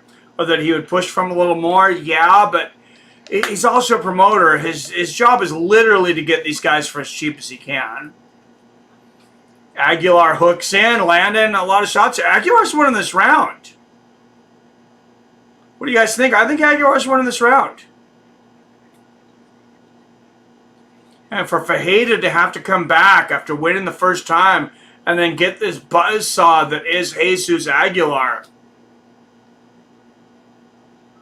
Man, he's looking for the choke. He's got hooks in. I don't think he's going to get Ferreira with this choke, but he's got all this control time, and he's probably going to end up winning the second round. There's a big difference in getting the takedown and just laying there in a non-dominant position and having a position where you're actively going, for a submission. Oh, look at this! That was so slick from Ferreira. That was like a 3-move step that when he transitioned, by the time I realized that he was about out, he was already on step 2. But I still gave Aguilar the round. Through to 19-19. That was a battle.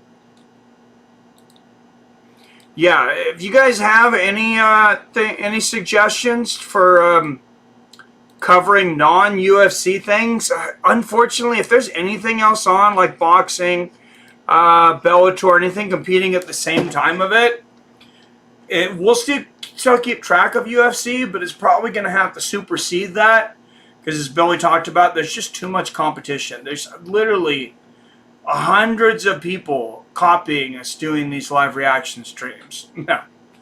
We were one of the first, though.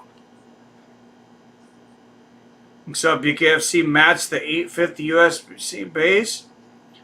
He still wouldn't be BKFC's highest paid. Yeah, they're putting a lot of money out. I don't know where they're getting it from. Edwards Usman 3 may be the biggest draw in UK history. Well, they're going to put... they would put Patty and Molly on that card.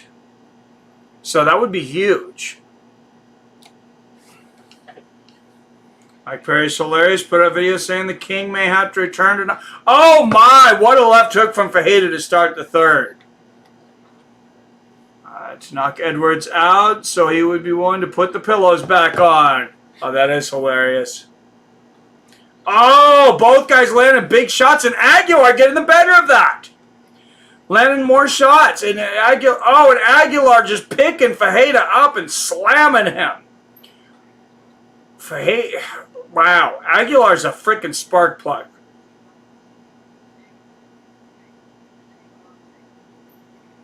I really did not expect Aguilar to give Ferreira this much trouble tonight, and he really is.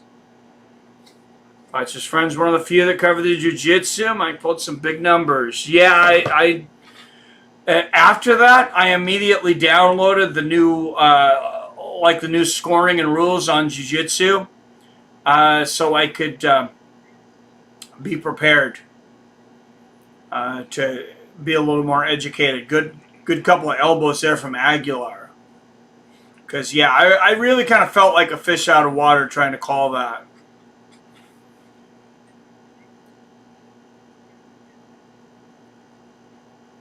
Uh-oh, headbutt.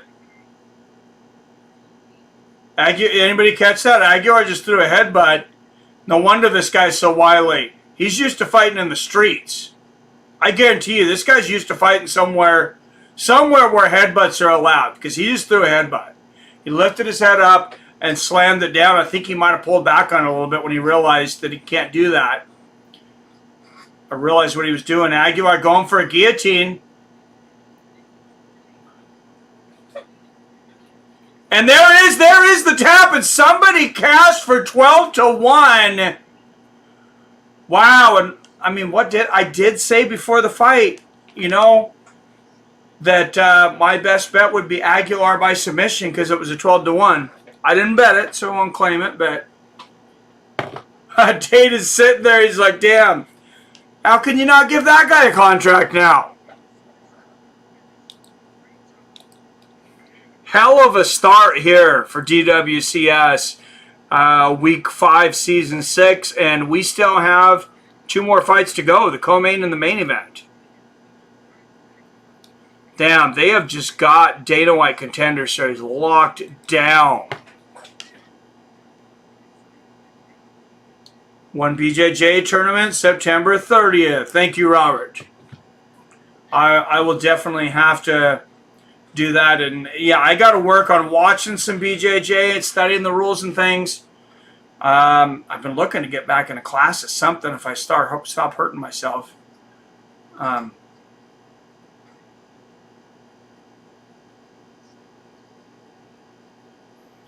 But hopefully, you know, put ourselves a little apart from other jiu-jitsu commentators. Aguilar, baby, nasty choke. Yeah, that was nice. Jesus Aguilar. That dude wants it. And he just made the sign for signing of a contract. He just went like that, like with the pin. 156 of the 3rd round by submission. I mean, damn.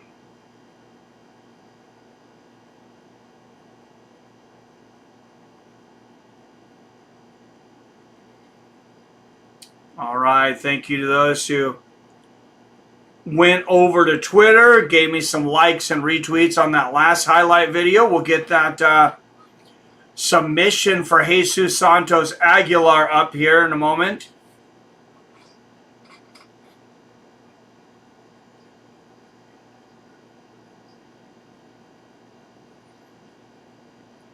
Aguilar smart. He went over to Dana and tried to give Sean Shelby a little fist bump. Look at Jesus Santos Aguilar with a 6th career submission.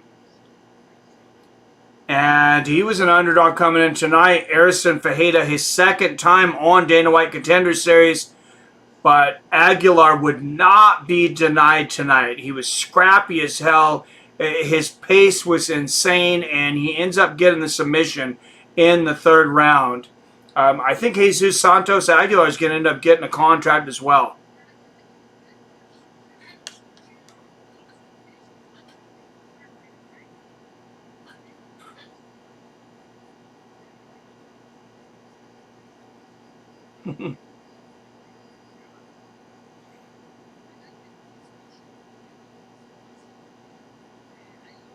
Oh, he says, I like this. Oh, he does, and he does speak English too. That's going to help him out. He's bilingual.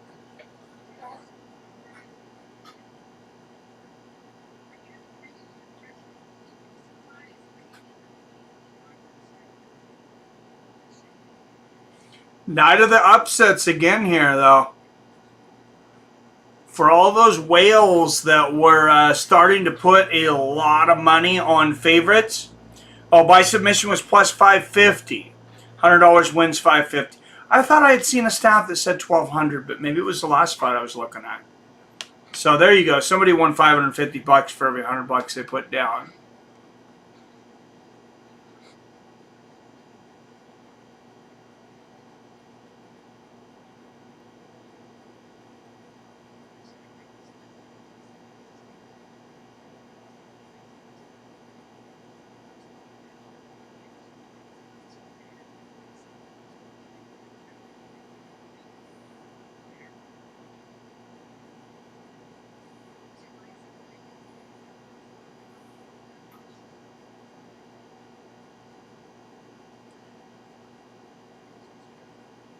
You know what, guys? Nobody else is going to... Everybody in this community really has helped this channel so much. But I've decided, you know what? Nobody else is going to help us. That last tweet, I just put out hashtag fights with friends. From now on, every finish that I upload will have hashtag fights with friends on it. So if you ever want to... If you're ever just sitting there and you're like, hey, I want to watch a bunch of finishes, over on Twitter, just type in hashtag fights with friends. And at least all the finishes I put on from this point forward will come up. If you guys start putting hashtag fights with friends, start retweeting that, share this stream. I'm motivated again. I'm confident we can grow this thing. He's significantly shorter than Laura. Such a little guy. I love it. Yeah, he is. A little guy with a whole lot of heart. Yeah, he is. He used to call me the little dog that could. Man, what a moment for Jesus Santos Aguilar, though.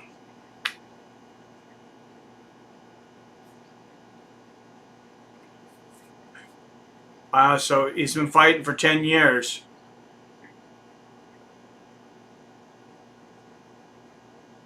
That is not nothing for sure.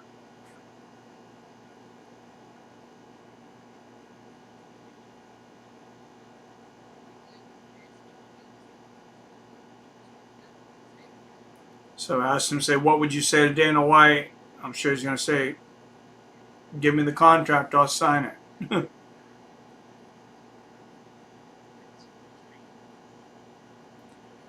He says, it's Dana, this has been my dream. You saw everything and I'm ready. All right, so there you go.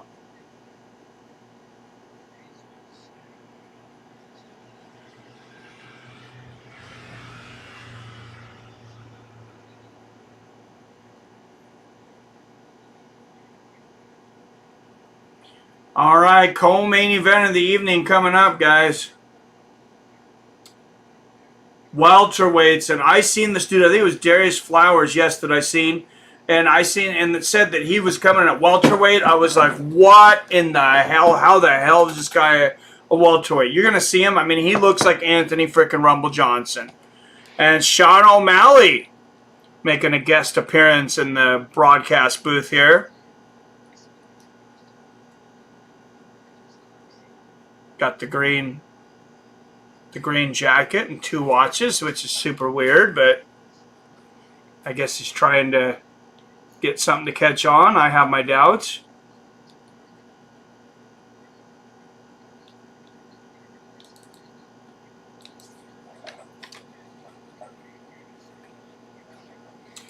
All right, Amiran Gogoladze against Darrius Flowers at welterweight next.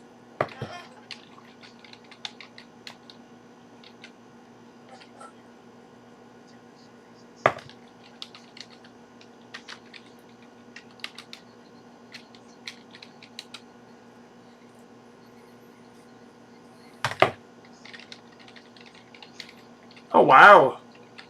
O'Malley has 9 fights in the UFC now. I didn't think he had that many just because he had so much time. He was out. He was suspended a couple times for supposed issues with supplements. I guess he's vegan, but I don't know exactly what happened there. They said that there was some kind of issue with supplements or something, and I don't know. He says he's trying to get that one loss taken off his career. Okay. And he's fighting Petr Yan. Dude, Petr Yan is going to destroy you, Sean.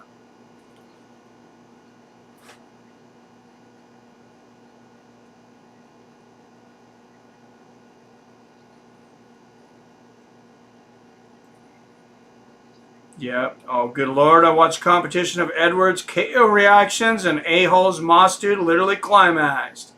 Plate with sex doll amount for 5. Oh my God. Seriously? Sugar in the commentary table. Yep. Compilation 0. Sugar in the building. Also, I think you should put up the odds for each fighter when they fight. A lot of people are looking for that. Just put it in next to their name. Yeah, I think you're right, Billy.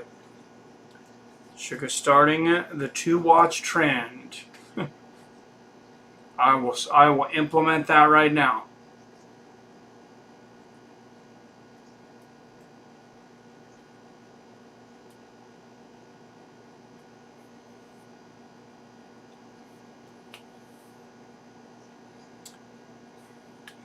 All right, welterweight's coming up here, though.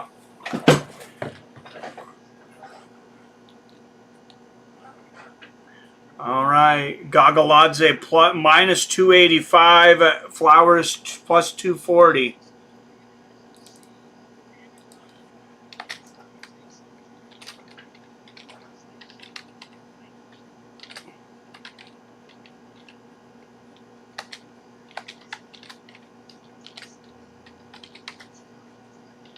So far, it's been the night of the underdogs, guys. I mean, were all 3 underdogs wins? Was the first fight an underdog too? I can't remember for sure. No, it was not.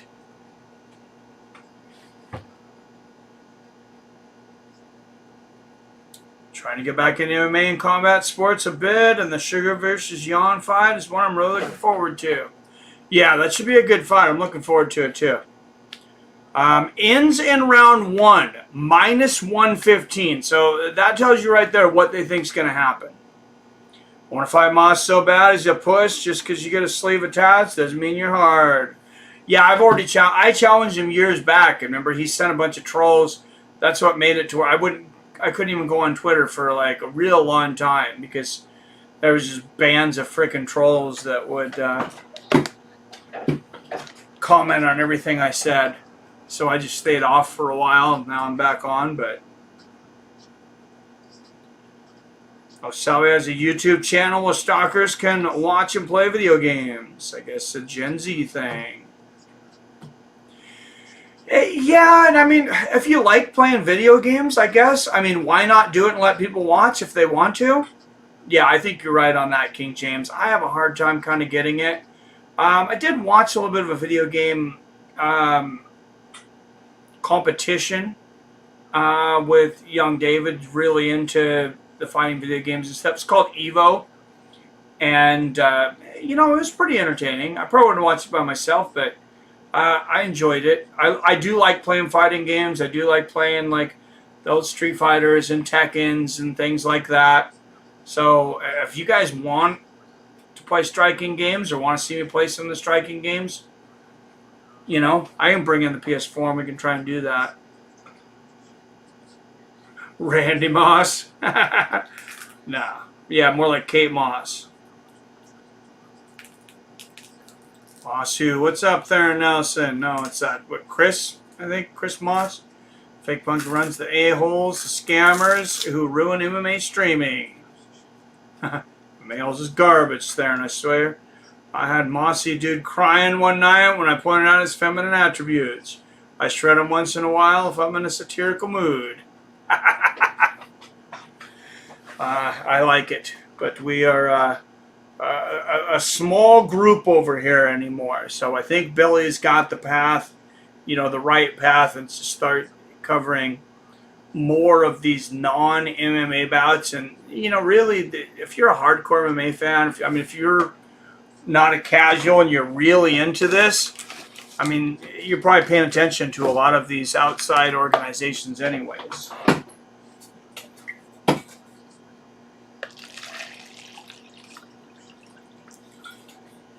I do wish ONE FC was at a different time, but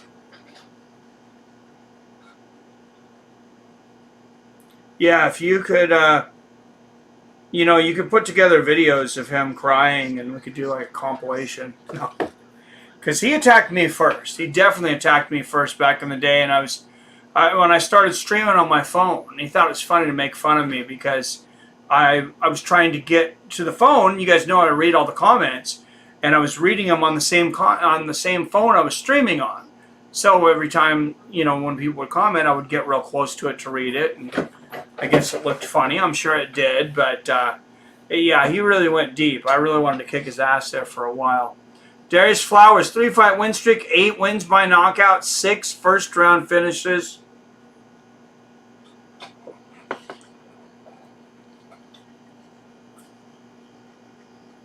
I agree, combat sports is all I watch. Nice. Anyone see how Nate can capitalize in the fight against Hamzat? Or is the consensus pretty much unanimous for Hamzat? I mean, he's never out, but I'm having a real hard time finding a path to victory for Nate Diaz. That's honestly, I don't think this is a fight that ever should have been made. It's such a mismatch. It's going to come in as such a mismatch on the odds that I'm a little surprised that the commission hasn't asked some questions. Because I believe that Hamzat's up to around 12, minus 1,200 favorite. Amiran Gogoladze out of Borjomi, Georgia. Making his way into the cage.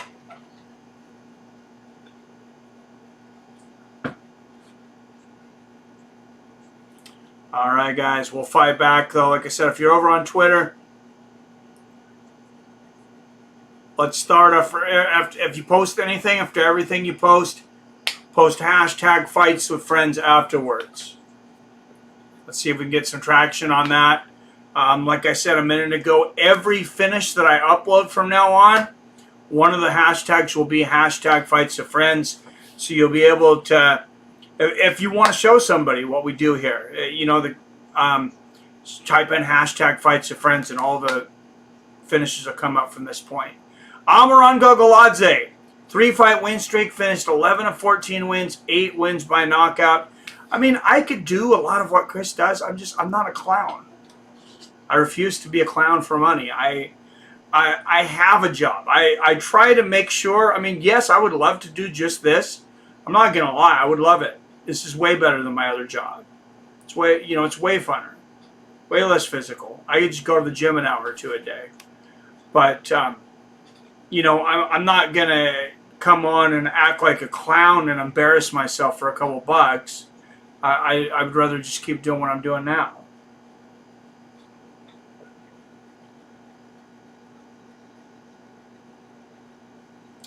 Rob in the corner. Got viewers through putting his old lady on.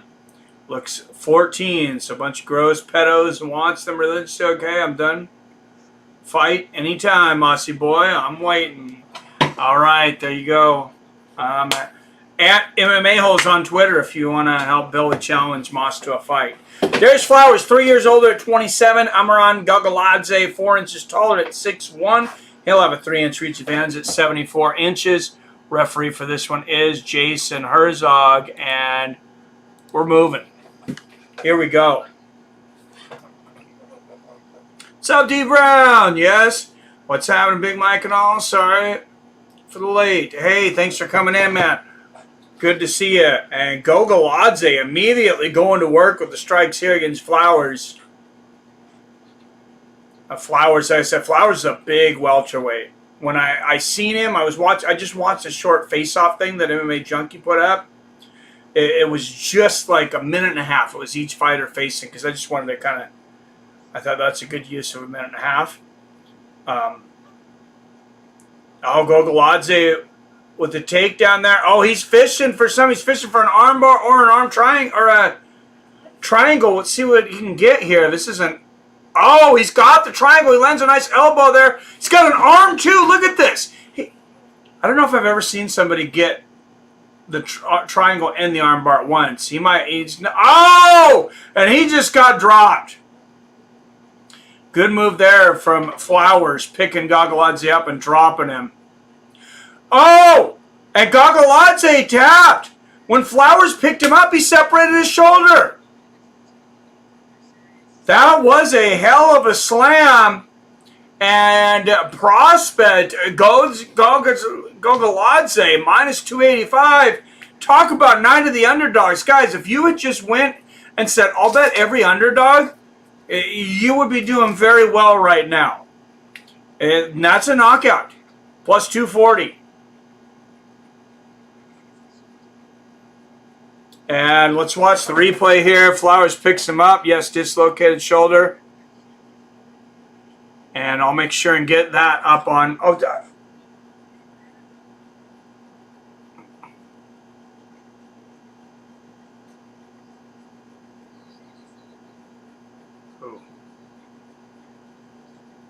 Darrius Flowers picking up Gogoladze, slams him on the shoulder. And you see Gogoladze doesn't take too much time, and he taps. And a lot of pain there, and he is out. Separated shoulder. Darrius Flowers gets it in a way maybe he didn't want to, but hey, if you bet on him, that's a cast. Plus 240, that's a knockout. Darrius Flowers with the win.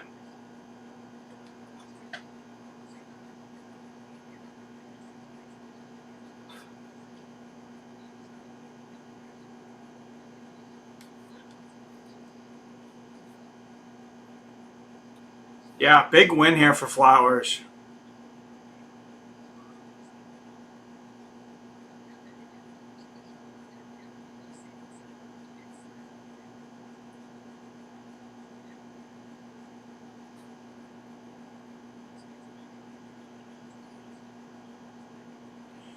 So you'd have got even more if you'd have bet Darrius Flowers by knockout, of course, which, I mean, I don't know who would have, but...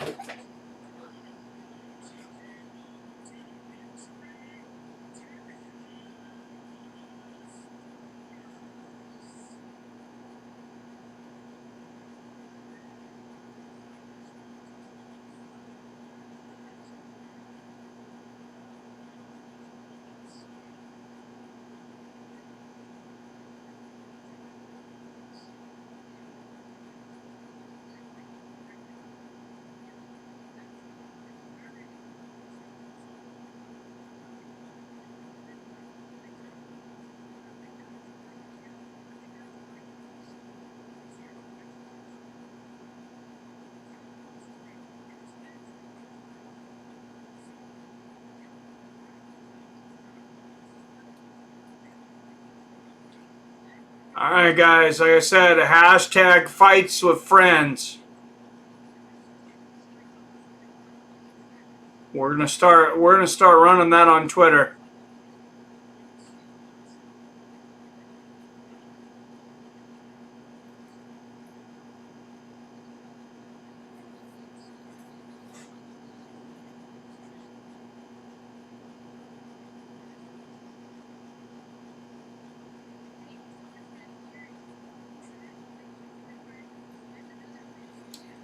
All right, big finish there for Darrius Flowers. Like I said, that goes down as a technical knockout. even though there was an injury.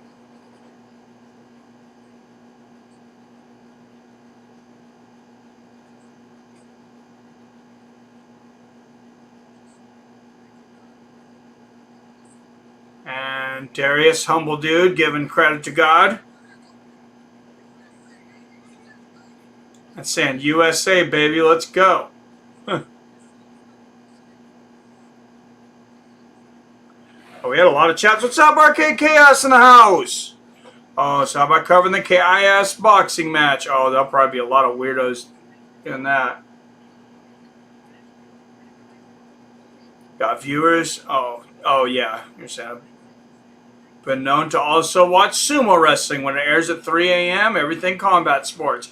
I've been wanting to watch judo in the morning, and every time it ends up coming on live, I need to look when it is, but it's about 5 o'clock, 5 a.m. and some mornings I'm leaving to work that early. A lot of mornings I'm leaving earlier. So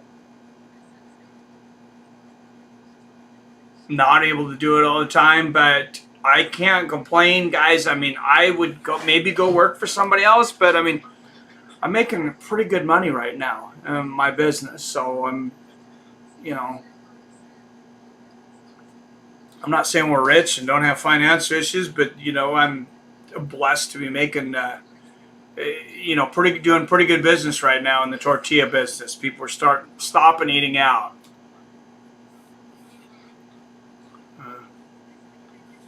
More power to you if a circus fight brings you numbers, but I can't hang with WWF crowds.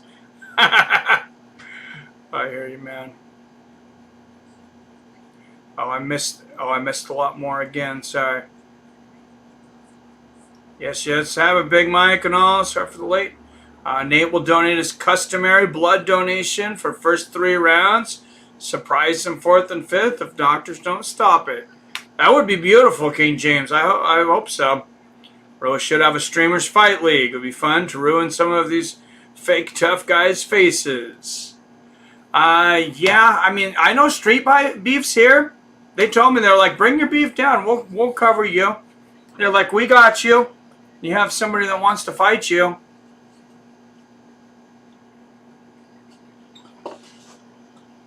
Mike's response to Leon Edwards knocking out Guzman. It's probably the best reaction ever. Thank you, Arcade Chaos. WTF. Continue to deny this guy a contract. He technically finished his opponent. Well, you don't get a contract just for finishing. There's some weeks where they don't give contracts at all. So I don't know. I don't think you'll get one right now. This probably won't give him the contract. Probably make him come back. That's what I'm thinking, Robert. I got the best manly reaction on the Edwards compilation. Thank you, King James. Odds look nice. I think it's a good add-on.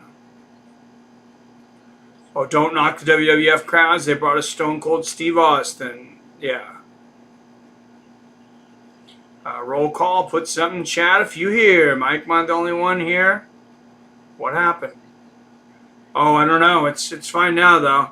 Doing wonky number thing again.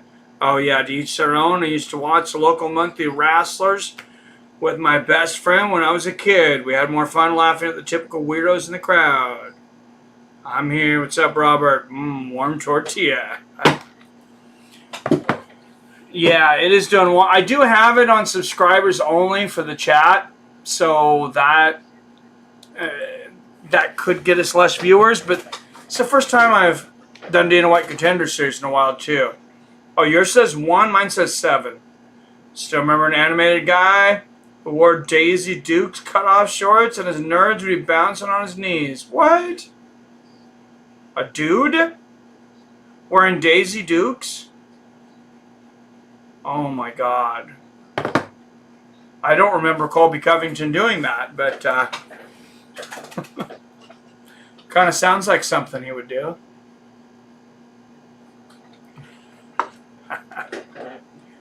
Don't get too offended, all you Colby Covington fans. I know we got some.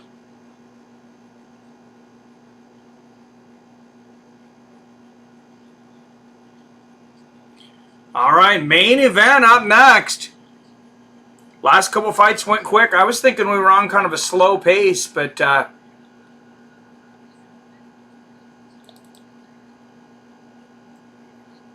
Oh, and Sean said he's going about 2.5 weeks out to acclimate to the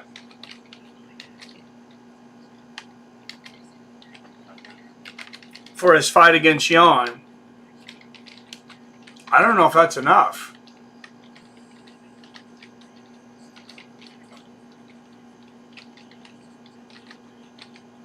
All right, Eduardo Neves, Brazilian Jiu-Jitsu purple belt, 5-0.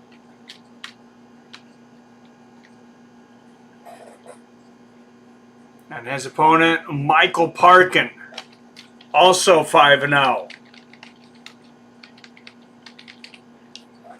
3 wins in a minute and 4 seconds or less. So this could get wild. And he's been training with Tom Aspinall. I mean, there's not a whole lot of guys better. And Paul Craig.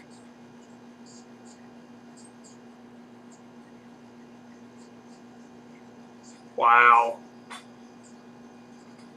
That's quite the corner. Yours says only one fucking YouTube. A strategy you put in 10 freaking hours the other day. What's up, Raul? Good to have you, man. I think this is my 3rd time in here now. Dude, you're like a regular already. I already recognized your tag in here. I did the last time. So it's the way to set front row to the WWF and MSG from the 60s through the 2000s. Every time they went there. Oh, wow.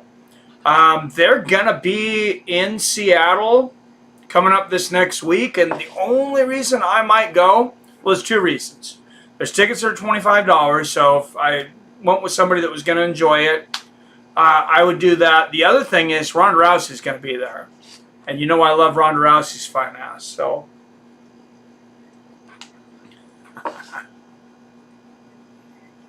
Telling you, the crowd was an absolute circus freak show, and we loved it. Oh my goodness. Clip of Colby watching the KO was great. He was stunned. Right? He needs more than 2 weeks. Yeah, he does. You need like a month. That's what I like about DWCS. It goes quick. Generally. Yeah, I like it too. Yeah, Colby had the frozen O-mouth too. Nice. I'm going to try to be here for 1 this week too. Awesome. Appreciate your help. Tell your friends. All right, most of you guys I think have hit that like button. If you haven't, if you could hit that like button, hit that share button, and we'll see what we can do. See if we can start this thing building again.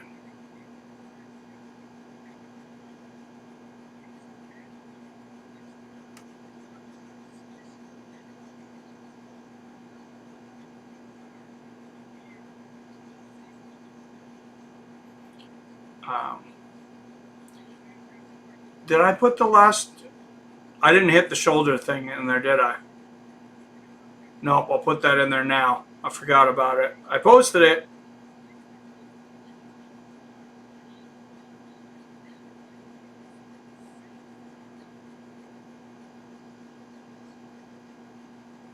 Alright, if you want to see that dislocation of that shoulder, on that shoulder slam, there you go.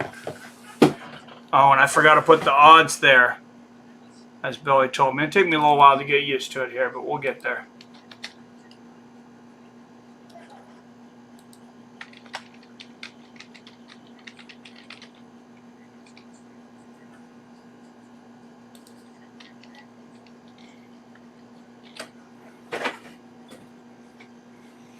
All right, heavyweights, Mick Parkin and Eduardo Neves, both guys undefeated.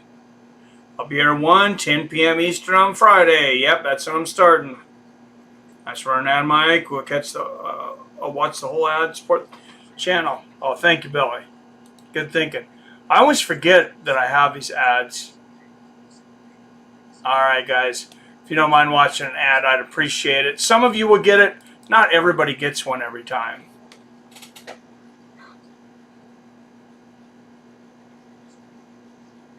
Dick the Bruiser, Bobo Brazier, and a bunch of same local wrestlers with a monthly blast. Some of the kids, some of the most fun we had as kids. Sounds like a good time, man. Yeah, that's when I kind of got out of wrestling, was like WWE. I mean, like I've done a couple WrestleManias even on here, and they were fun. Especially like Brock Lesnar, watching Brock Lesnar, because it's more like an actual fight. With his wrestling, he can actually wrestle, and I'm pretty sure guys probably hate competing against him because everybody gets injured, including him. I mean, he does not play with those guys.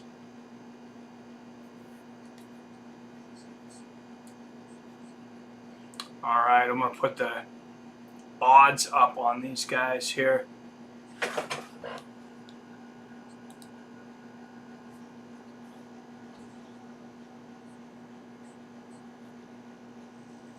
Pretty close odds on this. I didn't realize that. Neves, minus 175 favorite. That's not huge. And man, has everything been unpredictable lately in MMA.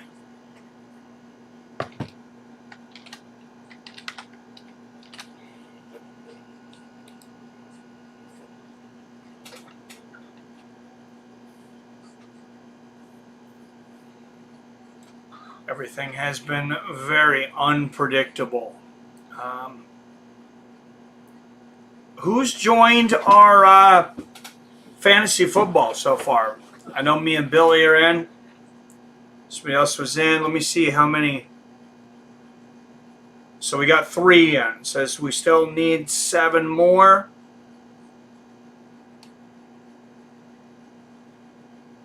So as people come back in, we'll post it. I don't know what's called on YouTube, but FWF had a short fight clip in the fight section of my format. Wish I knew more about it, but it targets folks who are into MMA and combat sports. Oh, nice. Send me a link on Messenger so I can send it to a friend. Will do, Billy. All right, guys, if you know how to do fantasy football, whether you've done it or not, hey, join our annual fantasy football league, guys. It's a lot of fun.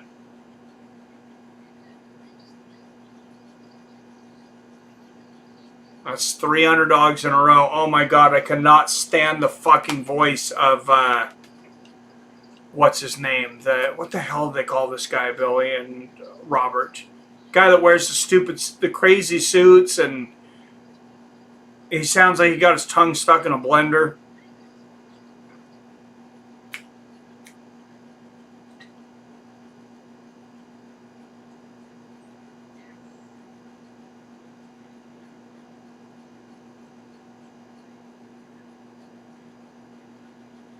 God, I cannot think of anything tonight.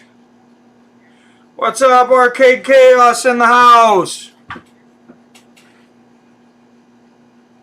That was a cool game you were playing the other day, man. I went over to Arcade Chaos's channel, hung out with him for a while. We talked some fights. And you have my permission, if you didn't know, Arcade Chaos, to repost my stuff anytime, reactions or whatever on the show. Just try to do it when your biggest crowds are in there. Eduardo Neves inside the distance at plus 175.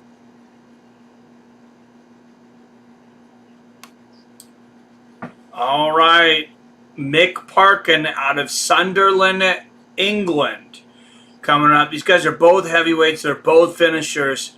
I expect this to be fireworks.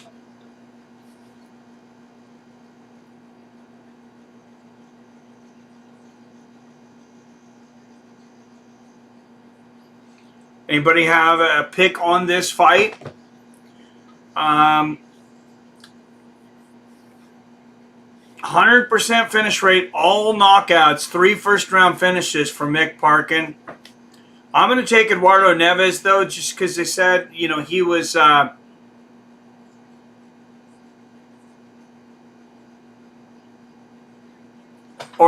he's the one training that, so I'm taking Michael Parkin, excuse me.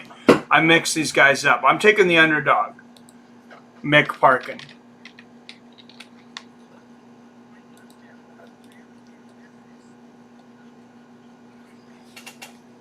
I like that bet too. I mean, I don't know what's going to happen, but join Fights Friends. I don't have the app format you guys would likely have to use on Facebook, Snapchat, TikTok, Twitter, any of that stuff. You're a smart man, King James.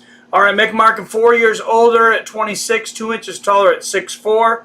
He has a 1 inch reach advantage at 79 inches, and both these guys just about right there at the 265 limit.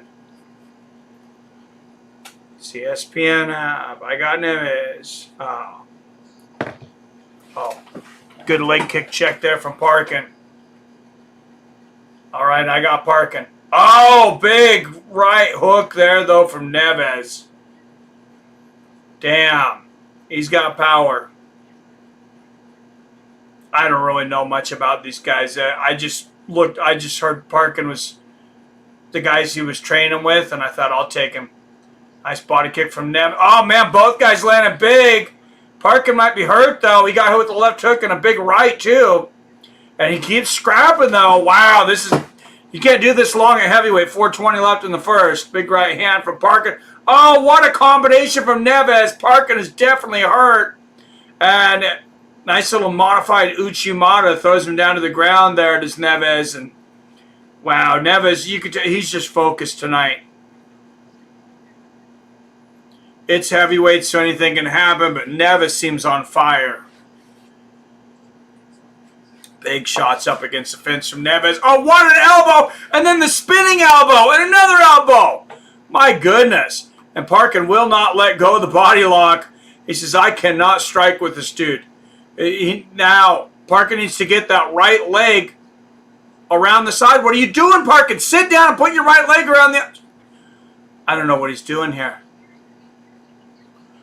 Parkin, he's trying to get his weight, but it seems like he could have almost gotten hooks in there. Maybe he didn't see it. Heavyweight will get my attention every time, right? Oh, and Parkin with the takedown. Oh, and gets him on the ground. Here comes the ground and pound. Parkin's underneath. He's got it. He's out of a chin. He's got a sleeper hold. This is close, and it's all over. Mick Parkin gets the submission here at heavyweight, rear naked choke. And you could tell where Neves is, what his bread and butter was, and it was not in the grappling game. That kid might need to work. He's got some power, but he knows what he needs to work on now. Damn. He will be back. Dana might sign both these guys. I mean, Neves is a hell of a hitter, too. I don't think he'll sign both this time, but he might bring Neves back. I don't think you're going to get submitted in the first round and get a contract or anything, but I wouldn't be surprised he ends up in the UFC eventually. All right, let's watch the replay. Parkin, after getting pieced up by Neves early, takes Neves to the ground. Here is the ground and pound. And he's going to step over, put the hooks in, and he puts the arm underneath the chin at the same time. And there's that sleeper hold, RNC. Beautiful choke. Not a huge upset. Mick Parkin a plus 150, but if you had him, congrats on cashing against the minus 175 favorite, Eduardo Neves. I guess all that training with top-level training partners paid off for Mick Parkin. Congrats, Mick Parkin.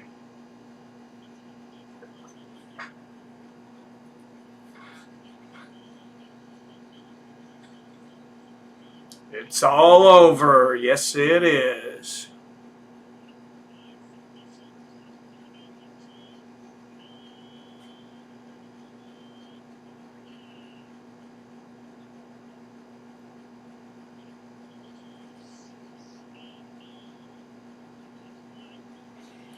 All right, 157 of the first round for Mick Parkin.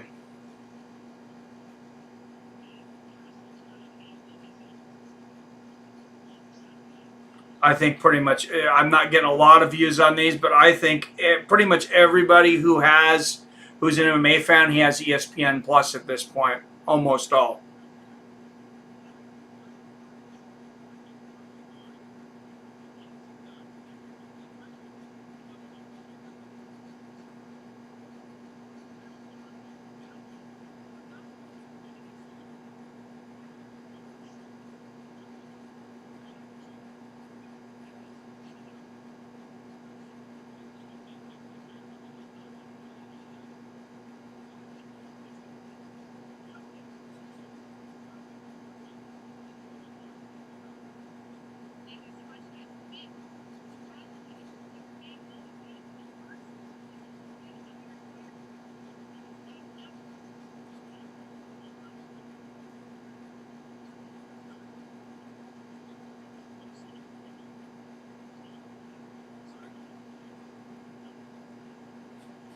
All right, guys, and we'll see who gets the contracts. You guys tell me who you think will get contracts tonight.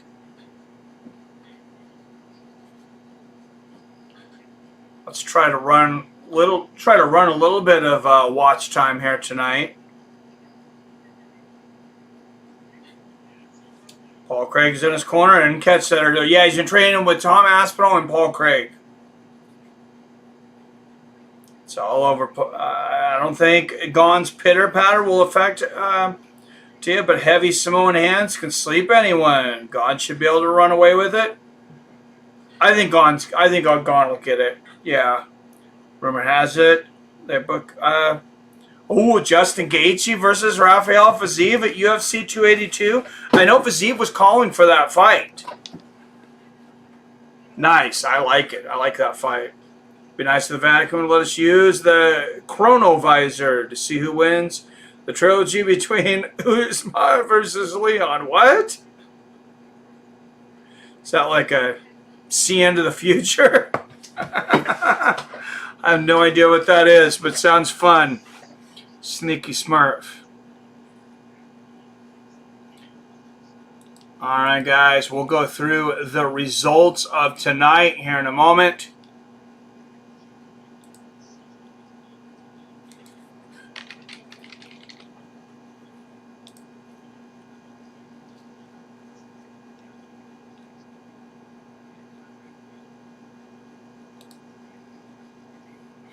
All right, they're talking contracts now.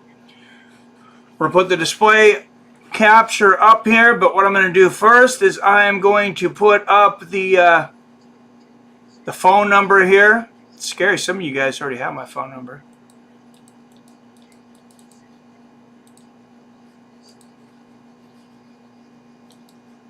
All right, 425-791-8730. If you want to give it your thoughts, talk about anything but fighting MMA tonight.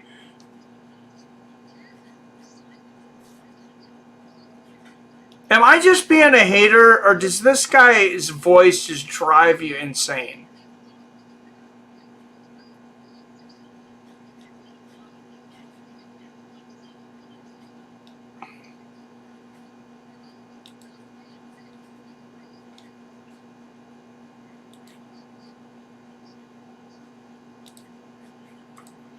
All right, guys, we'll go through the results here real quick. Already people are counting on Justin Gaethje against Fiziev. Well, that's dumb of them. I watched Craig's last fight, but it was frustrating to see him dog wipe the carpet and blow it. Oh, for sure. I mean, personally, I think Justin Gaethje will beat Rafael Fiziev. Me too. Chronovisors. What the hell was the chrono? I need to look this up now. I see 4 contracts given out. Strawberry Kerrigan. Who is it? I'm going to say 3. Just better protect his nose. I recently started watching some stuff on Gaethje's coach, Trevor Whitman. Seems like a cool dude. All right. He's just going to give contracts. We're going through. Denise Gomes wins by decision the first fight. Second fight, a barn burner. Cameron Saaiman knocks out Josh Wang-Kim. 252 of the first round, and Dana's going to talk about a contract here.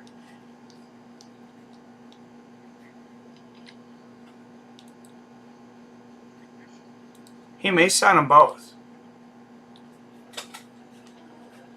He said traditionally, I didn't even look at people that were 22 years old. Feminine squeaky voices can annoy anyone, but am I just old and grouchy?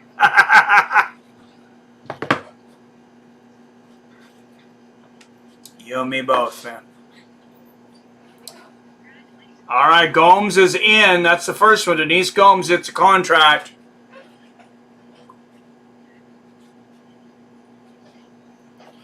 Cameron Saaiman, they're going to talk about him here. Seaman, excuse me.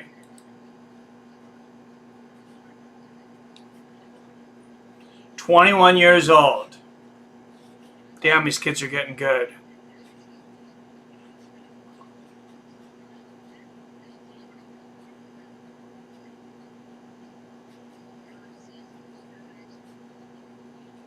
Wow. I mean, you fight a kid that has 22 fights and he's 21 years old.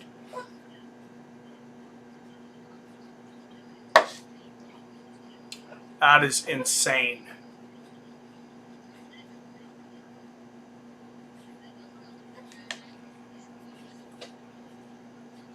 Wow. Well, Dana White just gave this guy a nickname, called him the Future. He said, you are the youngest male fighter on the UFC roster, so 2 for 2 so far. I think you're right, Robert. I think we're going to see 4.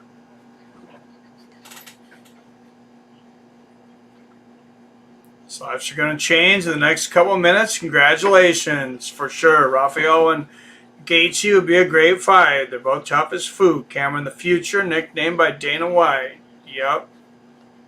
Oh, Jesus Aguilar, what a beast. You got to give this guy contract.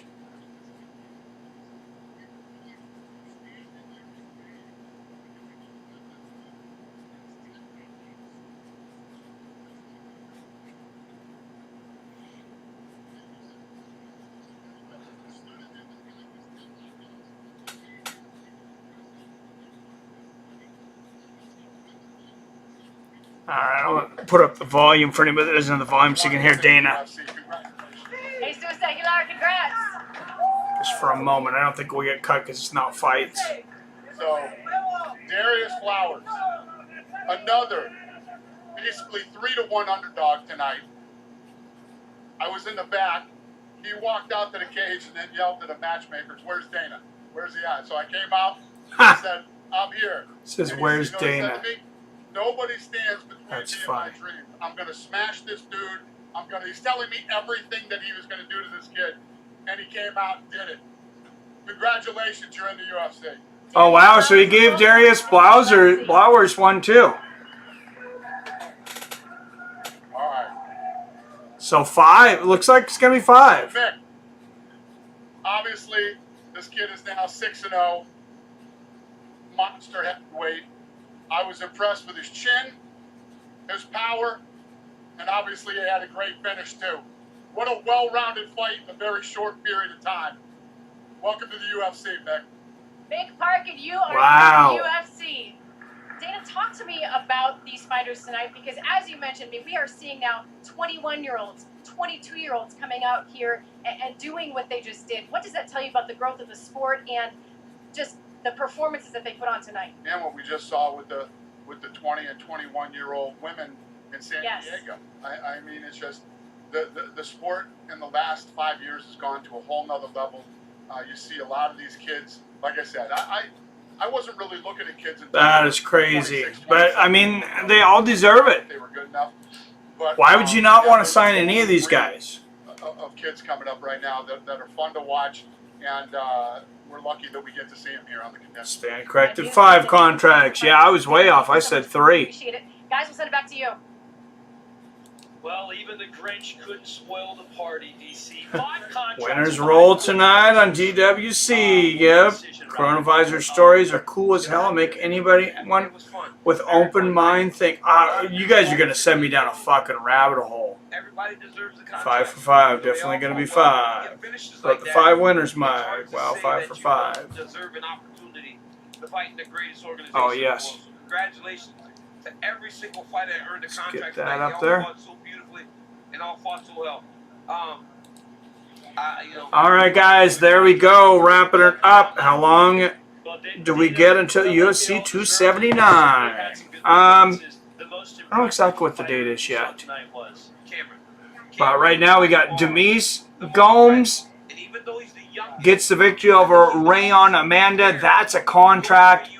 Cameron Saaiman, left hook knockout, 252 of round 3.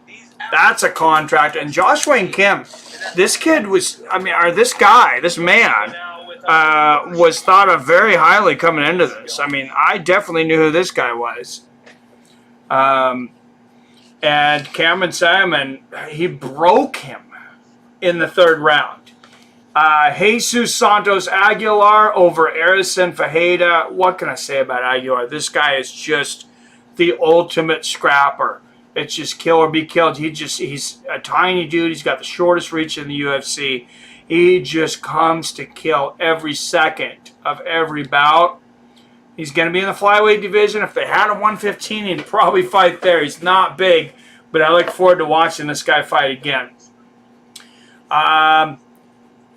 Darrius Flowers technically gets a knockout, shoulder injury from a slam. Of course, Amiran Gogoladze was working on a triangle. He's also working on an armbar, a few different things. Darrius Flowers picks him up and does like a reverse power bomb on the shoulder of Darrius Flowers, ends up separating his shoulder. Amiran Gogoladze, he was in a ton of pain. You could see, I mean, he was like in tears, had to tap afterwards. He waited a little while, but then he tapped because he could tell, I guess, the pain wasn't going to go away. And then Michael Parkin. Oh, what a battle that was. Eduardo Neves, he was landing bombs until Parkin says, hey, I can't stand with this dude. He couldn't stand with him. So he says, I'm going to take him to the ground. He chokes him out, and he gets a contract. Everybody gets a contract. Every winner tonight gets a contract.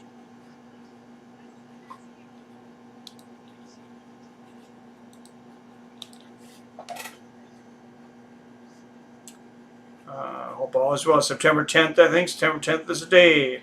Signed to 21 and younger. Reminds me of the old days. True, man. Oh, can you show that lineup any bigger, Mike, without being a pain? Oh, the wins? Yeah, I can.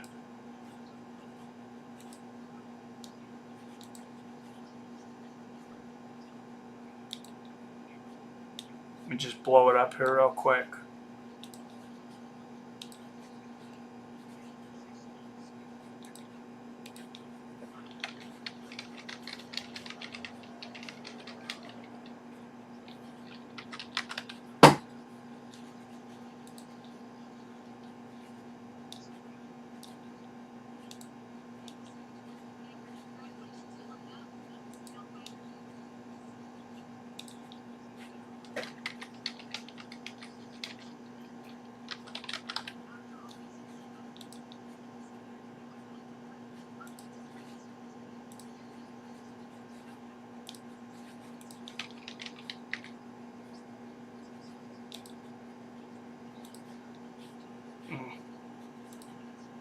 Oh, it's not what to do. Dang it.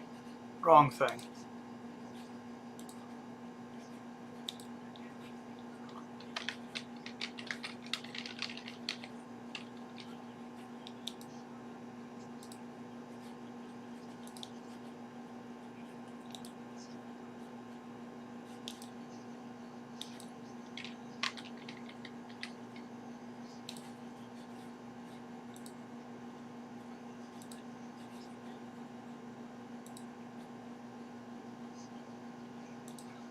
Ah.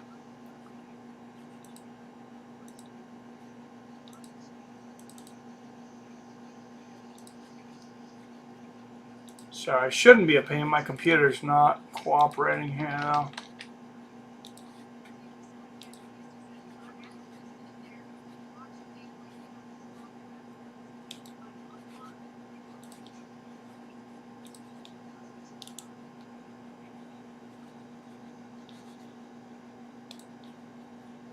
All right. There you go, King James.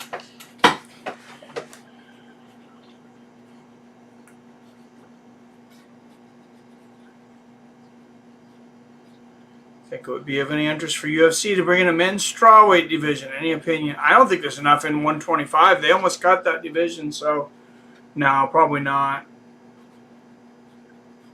So there you go tonight. Beginning of the night, like I said, Denise Gomes gets a unanimous decision. Contract. Cameron Saaiman gets one over Josh Wang-Kim. Knockout in the third round. Jesus Santos Aguilar submits Erisson Ferreira. 156 of the third. Darrius Flowers slams Amiran Gogoladze, separating his shoulder for a knockout. Also gets a contract. And then, man, as long as it lasted, Parkin and Neves was a hell of a fight. Parkin ended up getting down to the ground, though, and showing that Neves maybe needs to work on his grappling a little bit. Gets the RNC. You still have an impressive keg, Robs.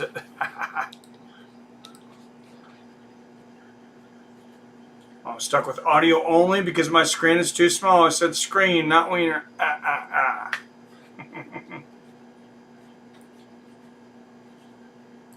Hopefully that was better. Hopefully you could see it then. So you bring if Dana came out with a junior league fellow minors, then yeah, I don't like to see kids fighting. I hope they don't do that. To be honest, I'm squeamish of people fighting under about 24, 25 because we don't know what it's going to do to their brain development. I know that's not what I'm supposed to say running an MMA YouTube channel, but that's just that's the way I feel.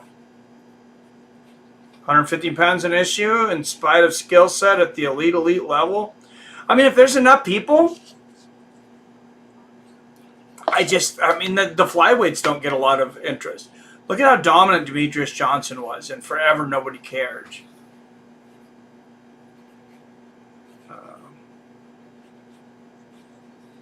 Yeah, building over 5 years. No. What's up, PBR Street Gang in the house? How you doing, my friend? Dana White Contender Series was a hit. It was a smashing hit this week.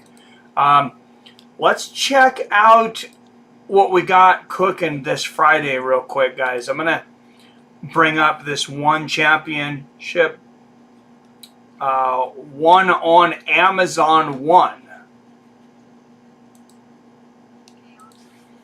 Actually, what it's going to be called, or One FC on Amazon One. One on Prime Video One. There we go.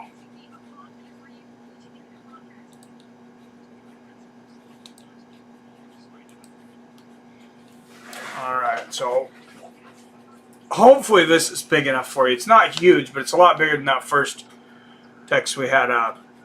Floyd Mayweather was 18 when he turned professional in boxing. I mean, that's true, and he was very good. He's very defensive. Super middleweight at UFC, I'm down. Or SMW. I like bloody carnage in combat, but not with kids. Yeah, me too, King James. I had a hard enough time getting used to seeing the women hitting each other. Me some Mighty Mouse, damn good fighter. Yeah, he is, and he is fighting Friday. I don't have kids, so I guess I see it from your point of view. PBR, cheers. PBR, are you the one? Or are you going to be here live Friday for 1? Yeah, 7 p.m. Pacific. That's when the main card starts, guys. And there's the start of the main card. Amiran versus Jonathan Haggerty. They have a lot of really good fighters in one. And, you know, I haven't seen near as much ONE FC as I would like to have. Because it's always playing at crazy times when I'm working, like 2 o'clock in the morning. Super Lek Kiatamun? What a weird name. Kickboxing bout, though. They're Muay Thai bout. So, see, the first 3 bouts of the night will be Muay Thai. And then the last 3... Oh, no. And then 2 MMA. And then another Muay Thai. Rodtang fighting in that bantamweight Muay Thai Grand Prix. And then co-main event, Nong fighting Liam Harrison for the 135-pound championship. And then Demetrius Johnson getting that rematch against Eduardo Moraes. Moraes knocked him out with head kicks. First fight in. So I didn't realize there was that many fights on the main card. So all 6. So maybe 1 more than what a UFC usually is. Oh, and I was calling this one Amiran Nassari and Jonathan Haggerty. That's actually a prelim MMA fight. So there's a few prelims before. And then someone was mentioning also one championship 160 starting at 4:30 in the morning on Friday. I will be working during that one, so I won't be covering it, but for anybody interested. Hey, there you go, Rob. There's a grappling bout on that one. So there we go. I believe that is the first all grappling bout in 1FC. I'm not sure. But maybe 12 minutes, one round. Hanada Canuto and Tommy Lancaster. Amir Khan fight. That's not the same Amir Khan for boxing, right? No. Cannot be. One lightweight championship and welterweight championship on the line. So if you're up at 4:30 in the morning, or I guess it's much better on the East Coast, it starts at 7:30. You start getting familiarized with one championship Friday morning, and then that evening, 7 p.m. Pacific, 10 p.m. Eastern, we'll do the one on Prime Championship.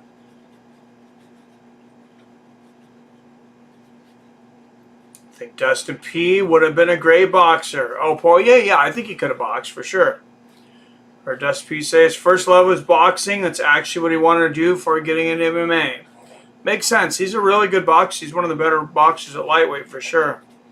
Did you watch Mighty Mouse? Won fights yesterday, and he scheduled a rematch. His only loss there soon. Yep. Friday. Like going live. Yep. This one card. So excited. Me too, man. VR says, yeah, I will be there. Nice. Okay, with you, golden gloves with gear, but not the shorts and cup heavy MMA. Yeah, that's where I'm at, King James. And they can learn all the wrestling. They can learn wrestling. They can learn grappling. It takes a lot longer to pick up the grappling. I mean, I guess there's just a lot more to it. Naturally, humans just pick up striking a lot easier. So if you have natural talent when you're striking, if you don't pick it up to your 16 or 17, seems like you're going to be just fine. Really enjoyed Thailand and Thai culture, so it's great to see more Thai fighters. When I watch one, they typically don't strive to compete in MMA or get to the UFC, so I've been in a loss there. There was one recent Thai guy in the UFC, though. Pretty sure he won too. Recent card. I know there's been a few guys that have been that have had some Thai boxing matches, but yeah, I couldn't think of exactly who it was. Can't think of his opponent's name, but I think it's Moraes, yes. Adam Moraes, I believe.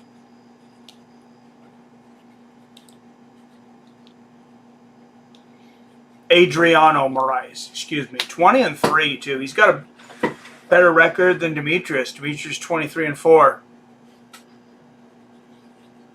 Third all grappling bout. Oh, nice, D Brown. I didn't realize that had some already. Okay, guys, I got to chat. Have a great night. See y'all Friday for Mighty Mouse. See you, Billy. And I got some pizza waiting for me downstairs, guys. So I'm going to head out. Hey, thanks for watching Dana White Contender Series with us. Didn't get a lot of people tonight, but I hadn't done it for a while. I didn't really announce it. So thanks for tuning in. Thanks for the hardcores are always in here supporting. Love you guys. As always, I love you. I respect you. And I'll see your fine asses next time.